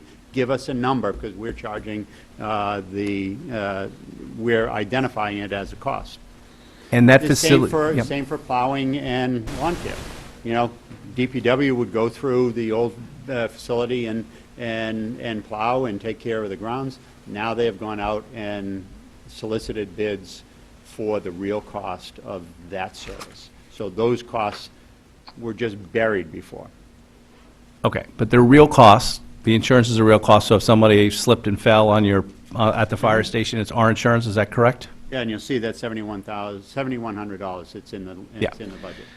But yet, we're being asked to pick up the whole amount. What? Everything you're looking I for have is a on couple of 280, Jim. comments. First, this is a little bit different. I mean, a lot of information has been spread here that says, I think the way it's been presented, though, is not giving a clear story, at least what I understood when this budget was developed. The $58,000 was never intended just to be a plug. It was my understanding the $58,000, as I think Chief Kern just indicated, was the cost of what the fire department would have to spend if it didn't have the school, if it was sending our firemen to another school for the same specific classes and the same training, that our cost for that training was $58,000. So that is kind of like, if you're looking at the fire training station as a standalone facility, that would be a true revenue to the... Okay, so let me ask a question. So let me finish, and if I may. Let me ask a question. And then, I mean, I won't finish completely, I just want to finish that one thought. And that there was actually be savings by having the school here, because by having it here, not only would we have to pay, if they went somewhere else, the $58,000 for the schooling, but we'd also have to pay overtime, and travel, whereas right now, they're able to do it in town while they're on duty. So not only is the $58,000 the cost, but there's also savings on salaries and wages. That all might be true. My question would be, why do we need so much training as compared to all the other towns that are using our regional Well, training that's a system? fire department question. I'm just saying how the budget was built. I'm just saying, if you're Yeah. saying we're spending $58,000 in just straight training, and all the other towns are only spending $78,000 in straight training, we're doing a heck of a lot of training, more than all the other towns put together that are using our training center. I'm just... And I'm sure that's not the case. I'm not saying that. Westport has a budget line for 4 days of overtime per person, I believe, to do training. So they have to do that when they send them to our facility. I think what you're hearing here, first of all, I love the fact that this is more transparent than it's ever been before, so I give kudos to that. Secondly, I think I want to echo Mr. Walsh's concerns about what's going on at the state level and say that that's egregious. But third of all, I think what you're hearing from the boards is for years and years, we were told that the fire school cost us nothing, right? And the fact of the matter is, the fire school isn't costing us nothing. And if we were not to send anybody to training at that fire school right now, I'm pretty sure that the Fairfield taxpayer would still have to pay some amount of money to keep the place operational, even if no Fairfield firefighter went through the school. And that's just not the deal that we thought we signed up for a number of years ago. And we're beating a dead horse now. We've been at this for a long period of time. We all know what's going on. But based upon my conversation with the fire department, the fire school, based upon the overtime that we're saving, is actually saving us money as opposed to costing us money. But that was sold since 2000. No, Of this why is- why this to is have a the- fire school? I mean, that was always like, we got to do this because we have it here, we're lucky to have it here, and we save this money. We could have done that with the old fire training school. Could have done the exact same thing.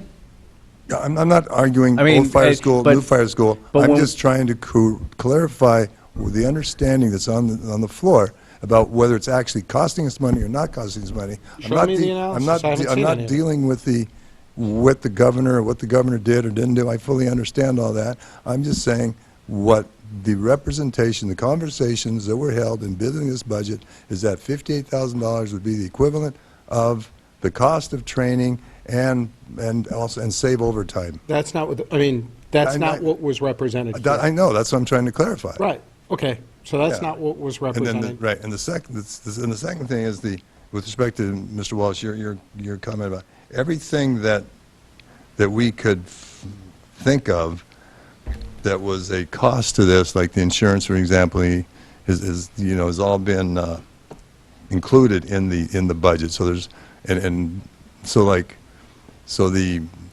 all the other departments have already had their budgets reduced by the amount. Yeah, I mean, DPW was fairly clear on that. We haven't done that- insurance yet, so we haven't seen it. Yeah, so that was like, and DPW wasn't quite, because it wasn't $27,000 last year, so it wasn't a transfer from year to year. It was just a reduction of this year. Oh, we understand. So you've done those numbers. What are the other numbers other than insurance and electricity? Water, gas, Water, Oil, gas, oil, Maintenance of property. maintenance, snow plowing, snow plowing, yeah, the whole bit. garbage. And the It's insurance. on page 280. It's pretty well broken out, I think. Yeah, it should be, right. I just.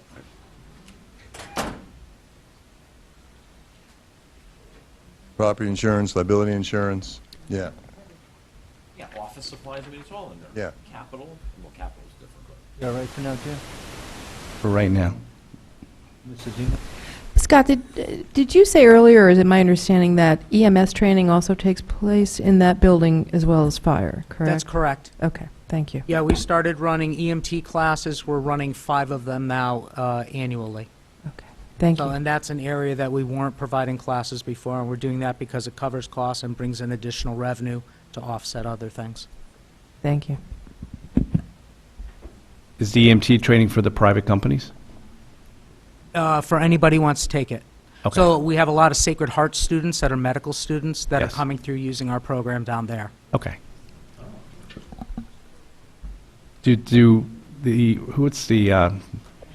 What's the name of the EMT company that's private? EMR? Are they sending anybody down? Yes, we work collectively with them for instructors for those programs. Okay. And the revenue is about $5,000 a class? Depends on, the revenue's a moving target because it's based on the number of students. The max student count is approximately 30 students in a class. That gives us our most revenue coming into it. Okay. Are we marketing this program to other towns, like the EMT people from other towns? Okay. Absolutely, yeah, and that's how we're actually able to have full classes right now with that. Thank you. Yeah, in our budget workup, we actually have a schedule of the training, live fire training and trench training for the department that's supposed to be with dollars and costs associated with it. Okay. What does that mean? What are you talking about? I'm talking about the department training. For this that's department? built in, for this department. Okay, yeah. Okay. Okay. Yeah.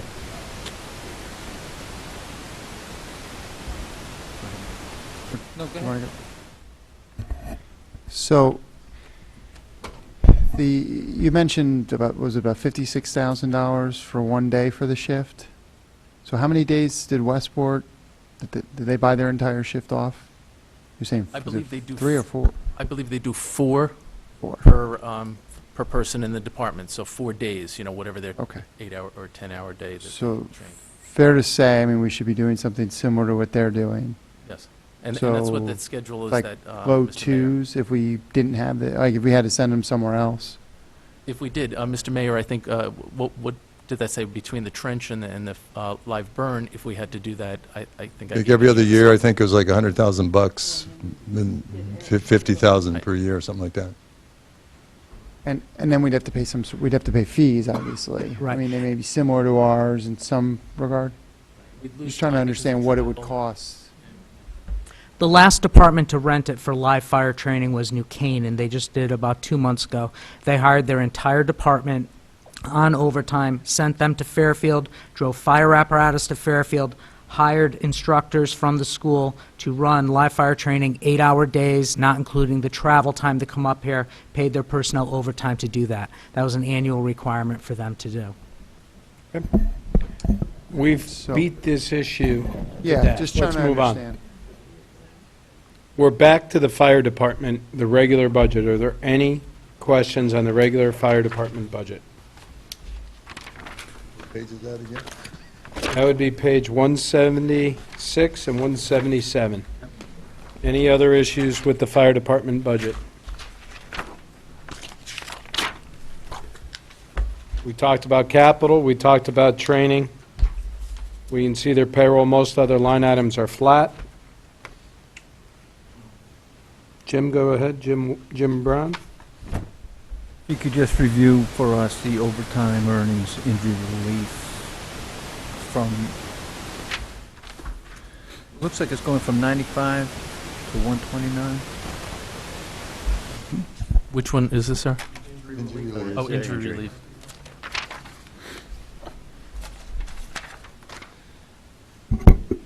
So, let's see. I mean, it's more in line with previous years. Do you know Yeah, where you you- are now in 18? Are you over 95? Are you going to go over 95? Right now, an injury? Yes, we did a report to you. We have 2 people on long-term injury, so we're very much past that. I could give you today's. You want today's? Sure. We've expended 193,332. We've had 2 people on long-term injuries, so it's decimated us. So the actual will be, if that's the actual, it's a decrease next year. The budget will be a decrease from the actual of this year. Yes, it is, yes. So we did it based on a 3-year average, our last 3 years, because that's what we're normally Given supposed to some do. of the new information, is that 129 going to be adequate? Well, probably not, but, we normally, on something like this, we have to do a The 3-year. two long-term should be, one of them will be resolved probably in this quarter. The second one will go into the next fiscal year, but will not be a full year absence. Okay. Thank you. Any other questions on the fire department budget? All right, anybody from the public on the fire department budget? Just the fire department budget. Seeing none, I'm going to move along. Let's go to hydrant and water real quick, which is page 192. I got big problems with this one. Anybody with hydrant and water? Any questions, comments? Is this just a rate increase here? Can you tell us what's going on here, please? Well, what happened was, we have a few more inch feet of hydrant. It's based on how many inch feet of water mains and how many hydrants. So there have been a few changes upward of them with new construction. But the real drivers of this seem to be that there's certain credits and surcharges that Pura has blessed, and most of them don't work in our favor this year. A TPR credit of 5.6%, that credit was eliminated since last year. It ended on January 31 of 17. A WICA charge is a surcharge now. It was 2.18 at the beginning of last year, and it increased to 3.64. And we're supposed to get some increases on April 1, October 1. And these increases typically range between 0.5 and 1%. So that's another surcharge. There's a water revenue adjustment is currently a 2.57% credit, but effective April 1, this adjustment is expected to become a surcharge. So, and the preliminary estimate would be at 1%. So what we've done is we've just spreadsheeted all those costs and given you the final number from that. Any questions on this? Thank you, Chief. Anybody else? Seeing none, anybody from the public on hydrants and water? Nothing from the public, we'll move on. We'll go to emergency management, which is 4110, that's page 194. So these are the costs of running emergency management offset by a approximately $30,000 reimbursement grant from the state of Connecticut. Is that grant, are we in any trouble with that grant? No. Thank you, Chief. Questions, comments? This is a flat budget year over year. It's actually down by $2. So, any questions on this budget? Seeing none, anything from the public on this budget? We'll move on. The next budget is what I'm going to refer to as the Regional Fire Training School. which I think we've done this budget, is page 277. Any questions, comments? Further comments? Is it 277? Did I read that wrong? 80 is the overview. 280? Any other questions, comments on this budget? I think we went through this ad nauseum. Any comments from the public on this budget? Seeing none, I think we're done with the training school. Thank you very much. Thank you. Thank We appreciate your time tonight, and again, sorry for the tardiness of the hour. All right, we're going to go to the police department next. Thank you, gentlemen. Have a good evening. And the police department is on page 181. And before I get started, you don't have a regional training school that we need to talk about there? Okay. Just checking that nothing changed from I don't think prior you want years. one after that discussion. I don't want it. Good point. All right.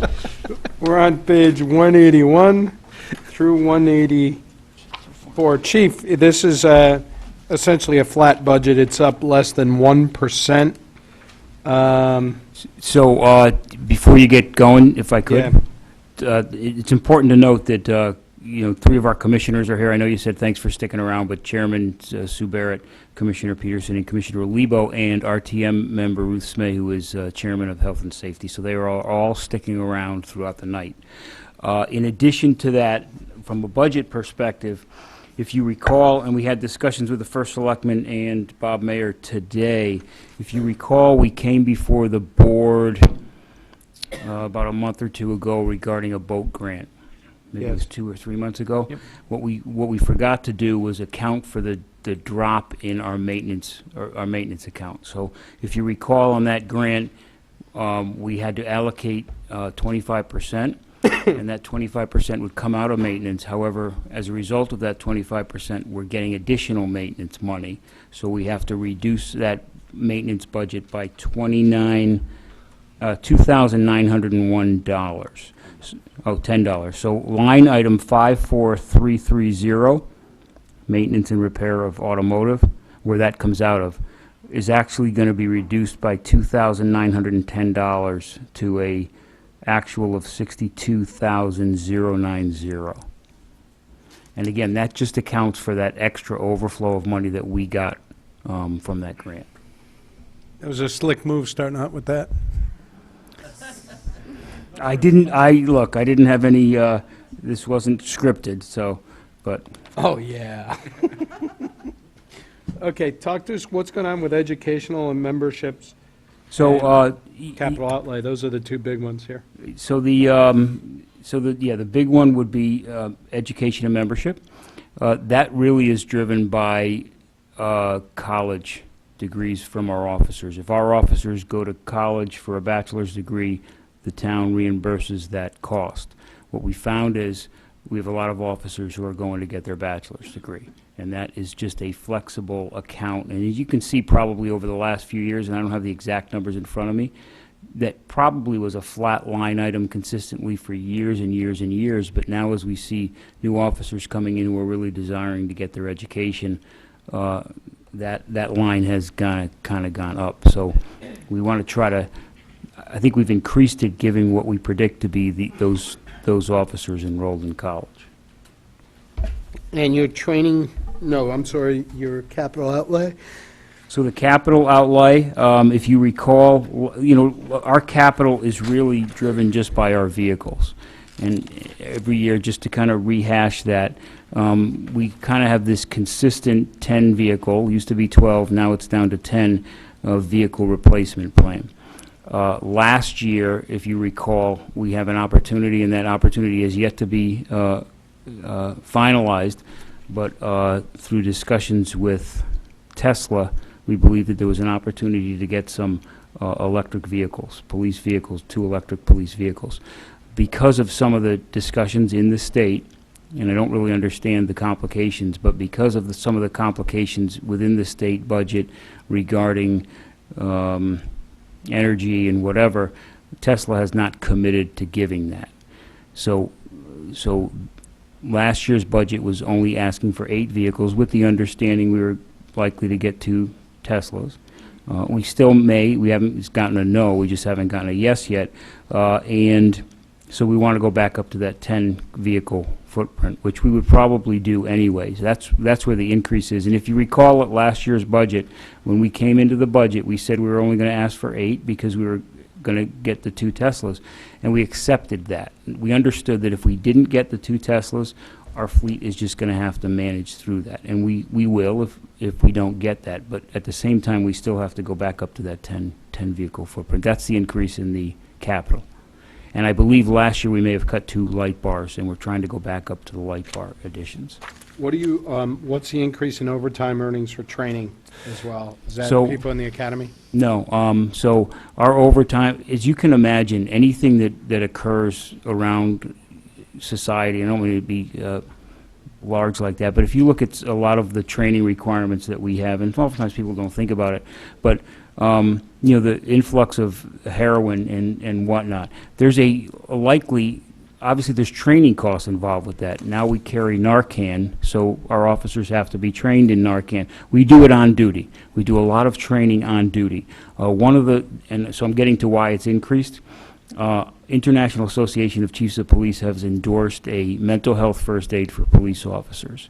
And it's a program designed, I mean, the benefit will be to the community, but at the same time, the benefit will be to the officers. And it's really an emotional wellness program. And what we want to do is get all of our 108 officers in that program. We originally had thought that we could increase that budget by about $50,000 because it's got to really be done on overtime. Some things you can do on duty with officers, and a lot of things you can't because they have to be on the road or they have to be doing the function they're doing. Originally, we thought we could do everybody in the year, so we were going to put it at 50,000. But I think realistically, the discussion was had that if we can get half the department through this year and half the department through next year. It's mental health first aid. It's kind of a no-brainer in law enforcement. In the past 4 or 5 months, we've had 4 officers in the state of Connecticut take their own lives, in addition to the myriad of other officers who are, you know, just suffering through some emotional issues, not necessarily in our organization, but as we know in public safety, these jobs have a way of wearing on you with continuously responding to people in crisis. So we want to make sure that our officers are healthy and well enough to adapt to that. That's where that increase is. Thank you very much, Chief. Do we have other questions on the police department? We hit the biggest changes in each of the accounts. Anything else on the police department? We'll go Ms. Esma, and then we'll go to Mr. I just want to thank you guys for a 6% reduction in the crime rate. Oh, yeah. Thank yeah, you that's very much. Great job. Well, yeah, it's, thank you for saying that. Didn't really give much of an opening this year, but we're around 50,000 calls for service a year, and it's roughly a 6.3% decrease.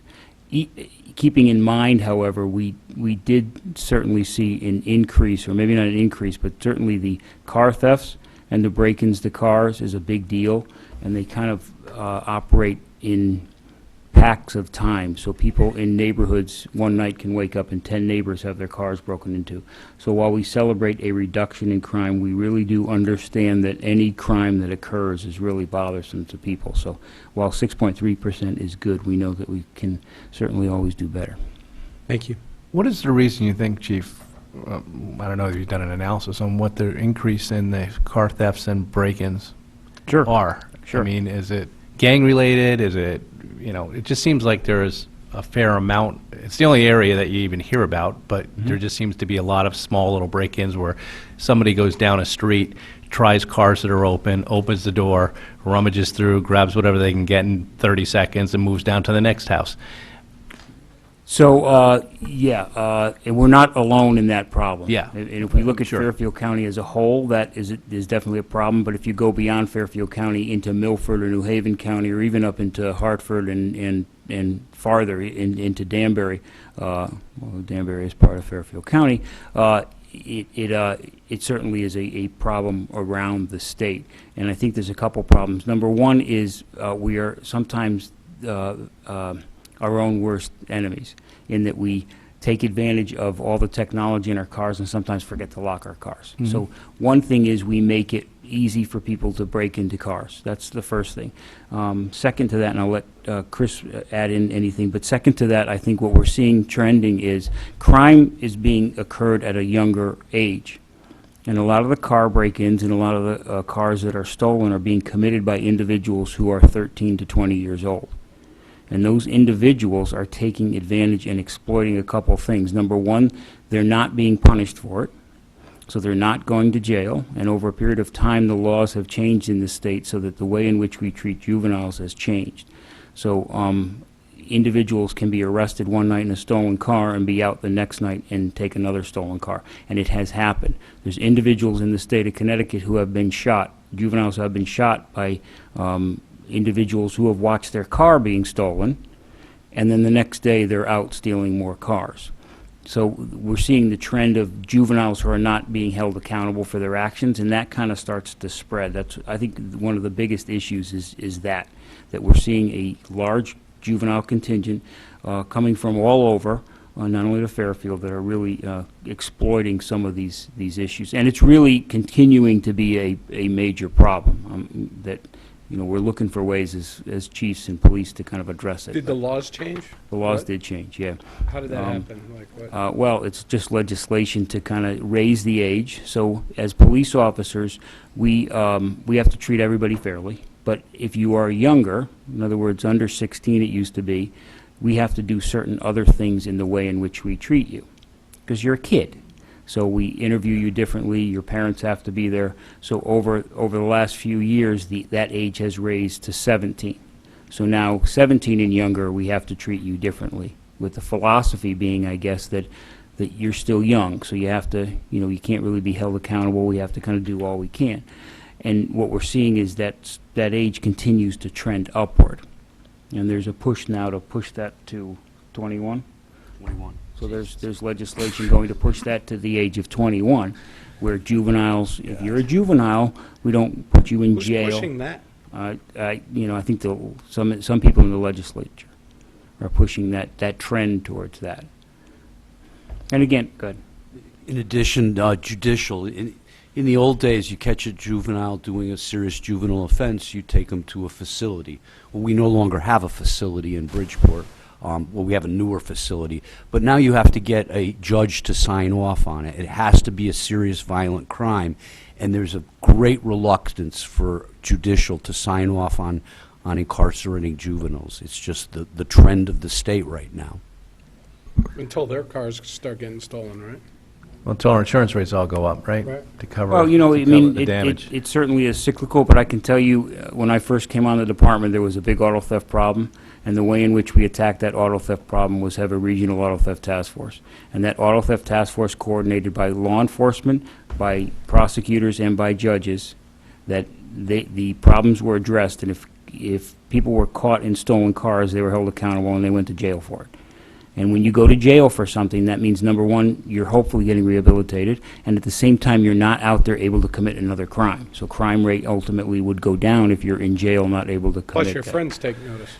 Well, yeah, exactly. So we're still working through some of that process, but to answer your Thank you. my No, long-winded I answer to your appreciate short it. question. that Because gives people it- ask about it, and they Yeah. think that it's gone up, and I think it has gone up, but Okay, thank you. thank you for that long explanation. Anybody else?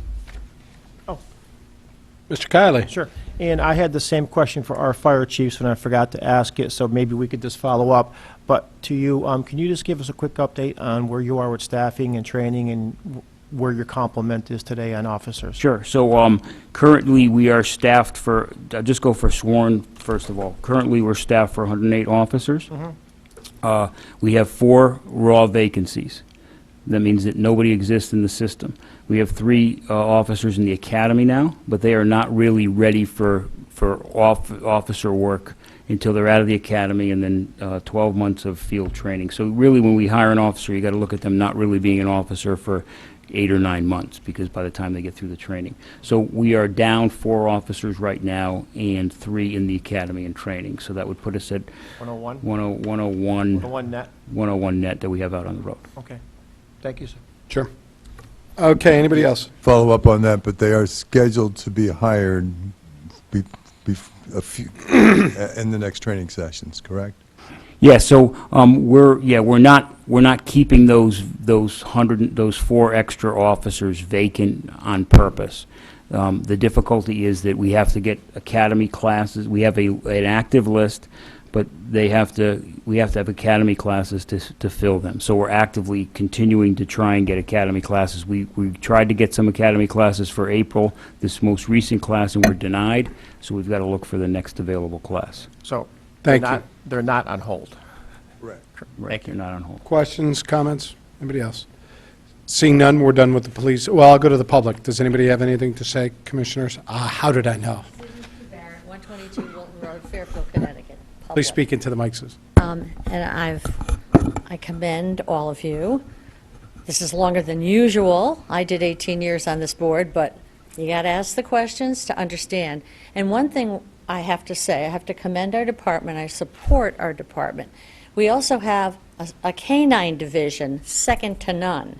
And every commission meeting, we get little donations that come in from people all over town, all over the state, actually, that have interacted with us. And we have a great monthly report that's produced by the department. So I hope that you'll have a chance to look at it after the budget season. But please do support our budget. Thank you. Thank you so much. Anybody else? Just one question, Chief. In the educational dollars, I understand you said that it's going up a little bit unexpectedly, but do the police officers themselves get better pay if they get more educated? Is it kind of like some other departments, such as, or like the Board of Ed? Like if you get a higher degree, you get more money. So there is, if you have a bachelor's degree, there is a stipend that you get to have that bachelor's degree. Yeah, there is. Every year, like once you have it. Once you have it, yeah. Yeah, you get it every year. Okay. Yeah. Okay. But it's important to note, and I don't have the specific studies to show, but we do know that overall officers that with college education are lower, there's a lower use of force. So obviously more educated officers, certainly there is an opportunity to have a less force. So if everybody has a doctorate, crime goes away? No, I didn't say crime goes away. I'm just no, saying okay. that we become I'm more just checking, gentle. 'cause- Yeah. Thank you. Anybody else? Mrs. Leclerc? Do you require certain majors for the college reimbursement? So it's a criminal justice major. About a change in job career? Yeah, so it's not a degree in anything. You have to go into criminal justice. And it's also important to note, although we don't pay for the master's program, we've worked out a deal with Sacred Heart University that they allow our officers to get their master's degree at 50% off. The department doesn't pay for any of that. They don't get a stipend if they have a master's, but they do get 50% off if they continue on getting their master's degree. And several officers are currently enrolled in that master's program, and I believe several have already completed that and are actually teaching at Sacred Heart. Thank you. Yep. All right. Anybody else? Seeing none, we're done with the police department. Do you just want to? Two things. One is, obviously, we're competitive versus other area departments because, number one, we're attracting trained officers and we're training and retaining those officers. So we're not losing them after we train them. Yeah, this past year we lost 6 officers who have retired.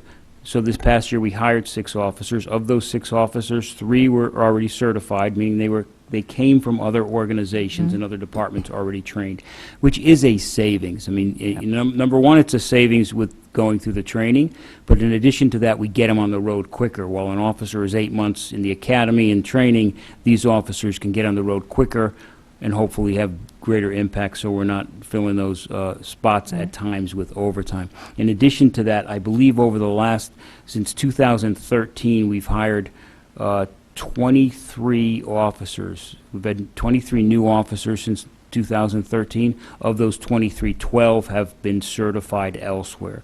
So we are certainly a department that officers, not all officers, but officers want to come to. And obviously, Chris and I are the product of 30 years of investment in the organization. Chris has been here 34 years, I'm here 30 years. The town's investment in us, I don't know whether everybody would say good or bad, I'm not going to say quality of it, but the key in law enforcement is to invest in that. we are different officers 30 years later than we were when we first started. And as a town and Little as a slower. service that we provide, that's why I know I'm going into areas I shouldn't. The service we provide, you want to have officers that maintain that throughout their career, because we only get more intelligent, hopefully, more engaged, and a better understanding of how we interact with the community over that time. So thanks for bringing that up. But yeah, we are, I would consider a department that other people want to come to. Great, thank you. And are your officers who obtain degrees more likely to go into detective work or, be advanced along that line, or is there no correlation there? Yeah, I don't think there's a correlation. I think, all of the promotions are competitive, so it may help with testing and studying procedures, but it certainly doesn't guarantee you a spot. All right. Anybody else? Thank you. We're done with the police department, and we're going to go to animal control. This budget's going up 4%, but the only changes are in the payroll lines, and a lot of it has to do with just the union contract increase, and we had the $12,000 increase due to the 2013 contract becoming 2019. I just want to take a moment. In the 20-odd years I've lived in the town, I've never had a call on the animal control area department for anything, but a couple months back I had to. I commend you on your professionalism and how well you did your job, and I thank you so much. Everything from the phone call I had to place to the return call to the follow-up of the department was exemplary. So, and made my wife feel a heck of a lot better, which happy wife, happy life. So thank you so much for that. So I just want to say publicly that I never had to use your service, but when I had to, you guys were there, so thank you. Great, you're welcome. Any other questions, comments, Mrs. Esmond? Where would I find in your revenue? Sure. I know that the RTM approved an increase in the scooper, picking up after your dog. Pooper, scooper. Thank you. Yeah, violation. Have you actually seen an increase in complaints and fines and? We have not, and we'll be tracking that in the future in the upcoming year. What we've been doing is increasing enforcement in the open space areas, and those violations that we've been enforcing or finding have been failure to license, which is a state charge, failure to vaccinate, which is a state charge, and dog not on a leash, which is a town charge. Now, maybe the chief knows better how much of those town ordinance violations come back to the town. Yeah, those tickets, I believe, would the revenue for those tickets would probably be through the police revenue budget. When we give infractions, a certain portion of some of the charges do come back to the state. So town ordinance would come back to the state, but I believe that would be through the police department revenue, because it is an infraction. I don't know whether we've really had a lot of complaints about that pooper scooper law. I mean, it's kind of one of those things that really acted on complaints oftentimes. And as Paul Miller said, some of the large animal control complaints we're having is with the open space. We've seen such a plethora of people off leash in areas they shouldn't be off leash. So over the last month or so, given the weather conditions, they've really been going out and focusing just on that. I think that new regulation is probably going to be driven by people calling up and saying that this is occurring on my property, as opposed to anybody really just driving by and finding it because it's so random. Right, which was the impetus, actually, for the increase in the fee. Exactly. Yeah. Yes. Thank you. Okay. Thank you, Ms. Esmond. Anybody else? Mr. Walsh? In your revenue, where is this under? I'm looking, would it be under the dog warden, the animal control? The revenue for a town ordinance violation? Yes. Wouldn't that be? Yeah, that would be under I believe that revenue comes to the police budget in. Police budget. Yeah, we're on, that's page 20. My apologies, I skipped that. So I'm looking for where that might be. Is it miscellaneous police? I'd ask maybe Bob or Linda might have some of where that goes. That's page 20. Probably didn't I'm budget not it. seeing any budget for it. Only because I saw that you guys put out that big announcement to the town, that Sure. you were going to be like having a zero tolerance on that, and you were going to be fining people for being off leash, for being not licensed. It was a big announcement. It was covered by the papers. Yep. And I just want to see, are you planning on having increased revenue, or I can't even see the revenues on here, or at least maybe I don't know what the definition I is. don't know what you would actually label it as. Yeah. So I'm going to, maybe if the deputy chief's still here, he might be able to kind of point to our revenue area of where those tickets are. But, Or how you would even I think estimate for it, the most since part, it's a they new. use three-year average. But No, what it's- line is it on? No. Motor Yeah. vehicle surcharge. Why would it be under motor vehicle Is it a ticket? surcharges? the infraction, Infraction? yeah. Okay. Unfortunately, they group everything Yeah. together. Yeah, So yeah. quarterly, we get a check from the state. It's Yep. not broken out by Right. what charge we've So it's like any other ticket, basically, kind of like the motor vehicle tickets, and if you want to fight it, you go to the GA and all that stuff. So they lump it in as a motor vehicle, and then you guys get a check back at the end right, of because the it's on the quarter or same something. form when Yes. Paul issues a ticket, it. Yeah, yeah, that makes sense, I guess, yeah. Okay. Anybody else? And thank you for going to revenue. Anybody else on animal control? Anything in that budget? Just one question, have you been noticing you've been giving out more tickets? Well, yes, we have, because we've Okay. concentrated on a certain area, and that's Lake Mohegan with a zero tolerance Yep. policy. Is that only going to go on for like a couple of months, or is that or is that going to continue into the new budget year?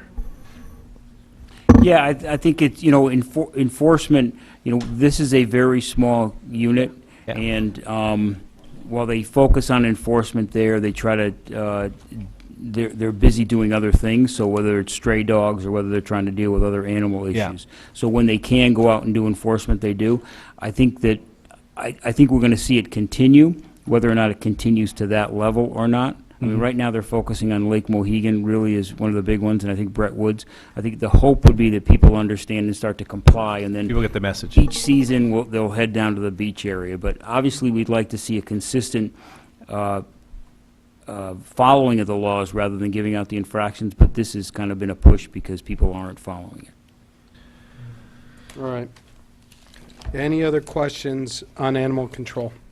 Seeing none, thank you, and I'm sorry for the lateness of the hour on that. Next, we're going to go to emergency communications, which is page 197.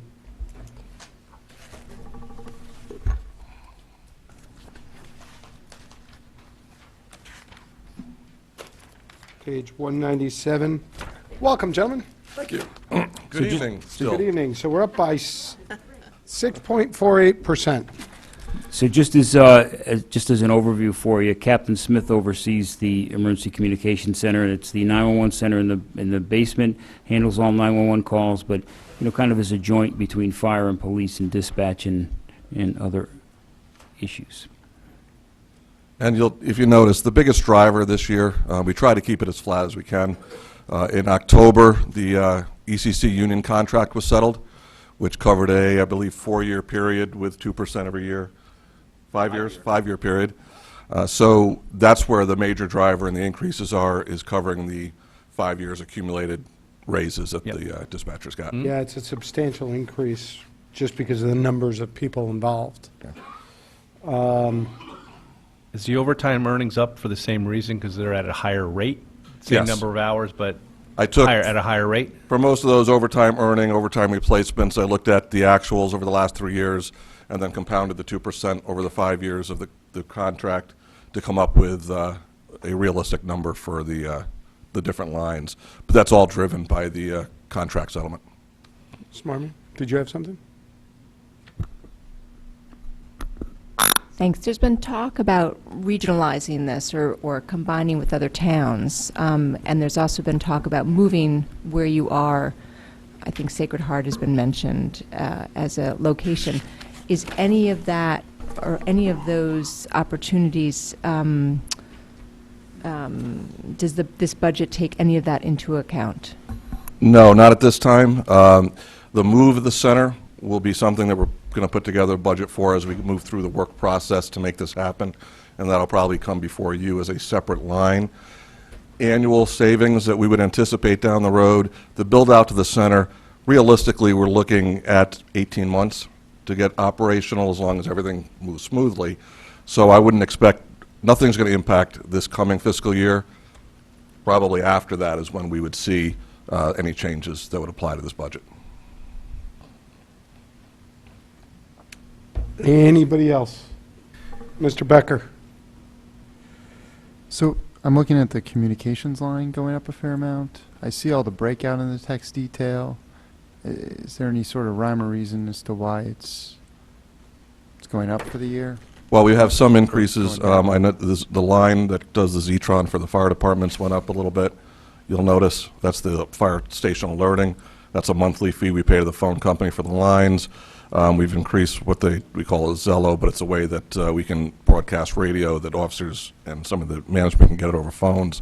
And there's a satellite phone that's utilized in the command post that's available in case other forms of communication go down. So those are some of the increases, as well as just some of the line charges. We have been working with Verizon to try to adjust that and see if we could find some savings, but currently that's the number that we worked out.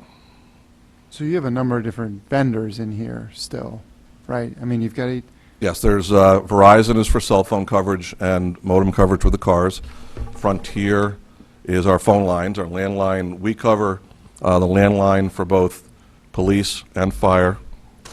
So we're covering that as well. So you got Frontier in there.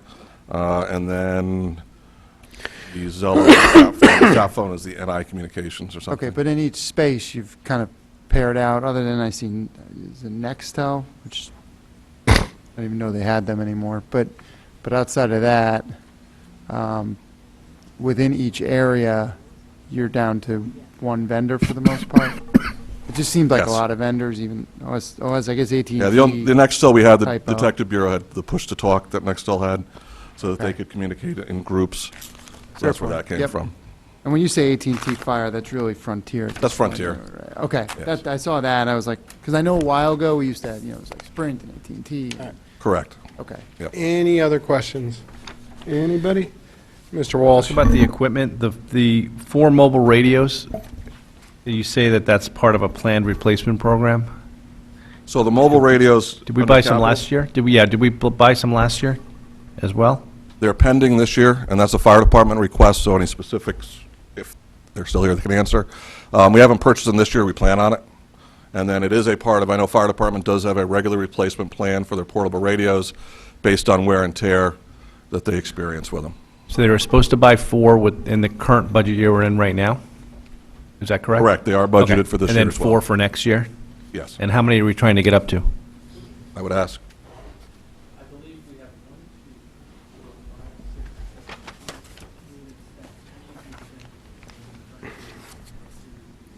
So 8 total units? So you had 4 in the current budget year we're in right now, not the budget we're talking about for next year, but the budget we're in right now, you have money that so you're going to be buying 4 with the money you already been approved for this year. And then starting July 1st, you want another 4, and that'll be the 8, and that'll be all of them?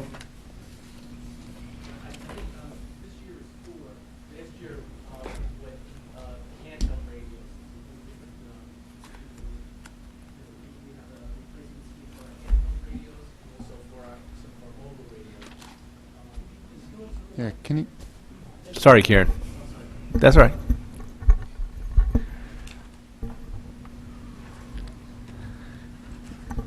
So last year, our request was for 8 single-band portable radios. So Okay. that'd be, I guess, fiscal year 18. This year, we're asking for 4 tri-band mobile radios. These are so that when we do the new radio system, which hopefully is going to happen in a couple of years, these are our fire engines will be able to speak to different fire departments so that we're interoperable, because everybody's on different bands, UHF, VHF. Does the police department use this type of radio, or are you guys on a completely different system? We're on a different system. Okay. So we do have different radios. And again, that's something down the road another project that we're looking at would be the radio system replacement, but that's still in its infancy, so I don't have the plan on what we're going to be doing moving forward, but we will be looking to upgrade down the road. We are on the same band right now, we're just on different frequencies. So we can Okay. easily talk to them in our cars if we want to. We have their frequencies and they have ours. Okay. Great. Thank you. Any other? And just 100-piece airplane piece is a new program, so you're just buying 100 for the police, this is for the police department? Yeah, So every police officer will get 1, and then you'll have spares? how much, There's so- 100 listed. Yeah. So some already have some, but we feel that the 100 would suffice. Our officers currently, their portable radios can be heard by anyone that's around them. And we feel tactically it's better for officers to keep that conversations quiet so no Sure. one around them can hear them. So, Okay. yes. All right. Anything else? Thanks, guys. Yeah, I have to follow up on the radio conversation. Did you say that the ones from last year weren't purchased? They haven't been purchased yet. It's just port- pending. The 8 portables haven't been purchased. Correct. They're not on hold, Dave. They're pending. Because you just haven't put in for it yet. Yeah, it's just pending. We haven't purchased them, but they will be purchased.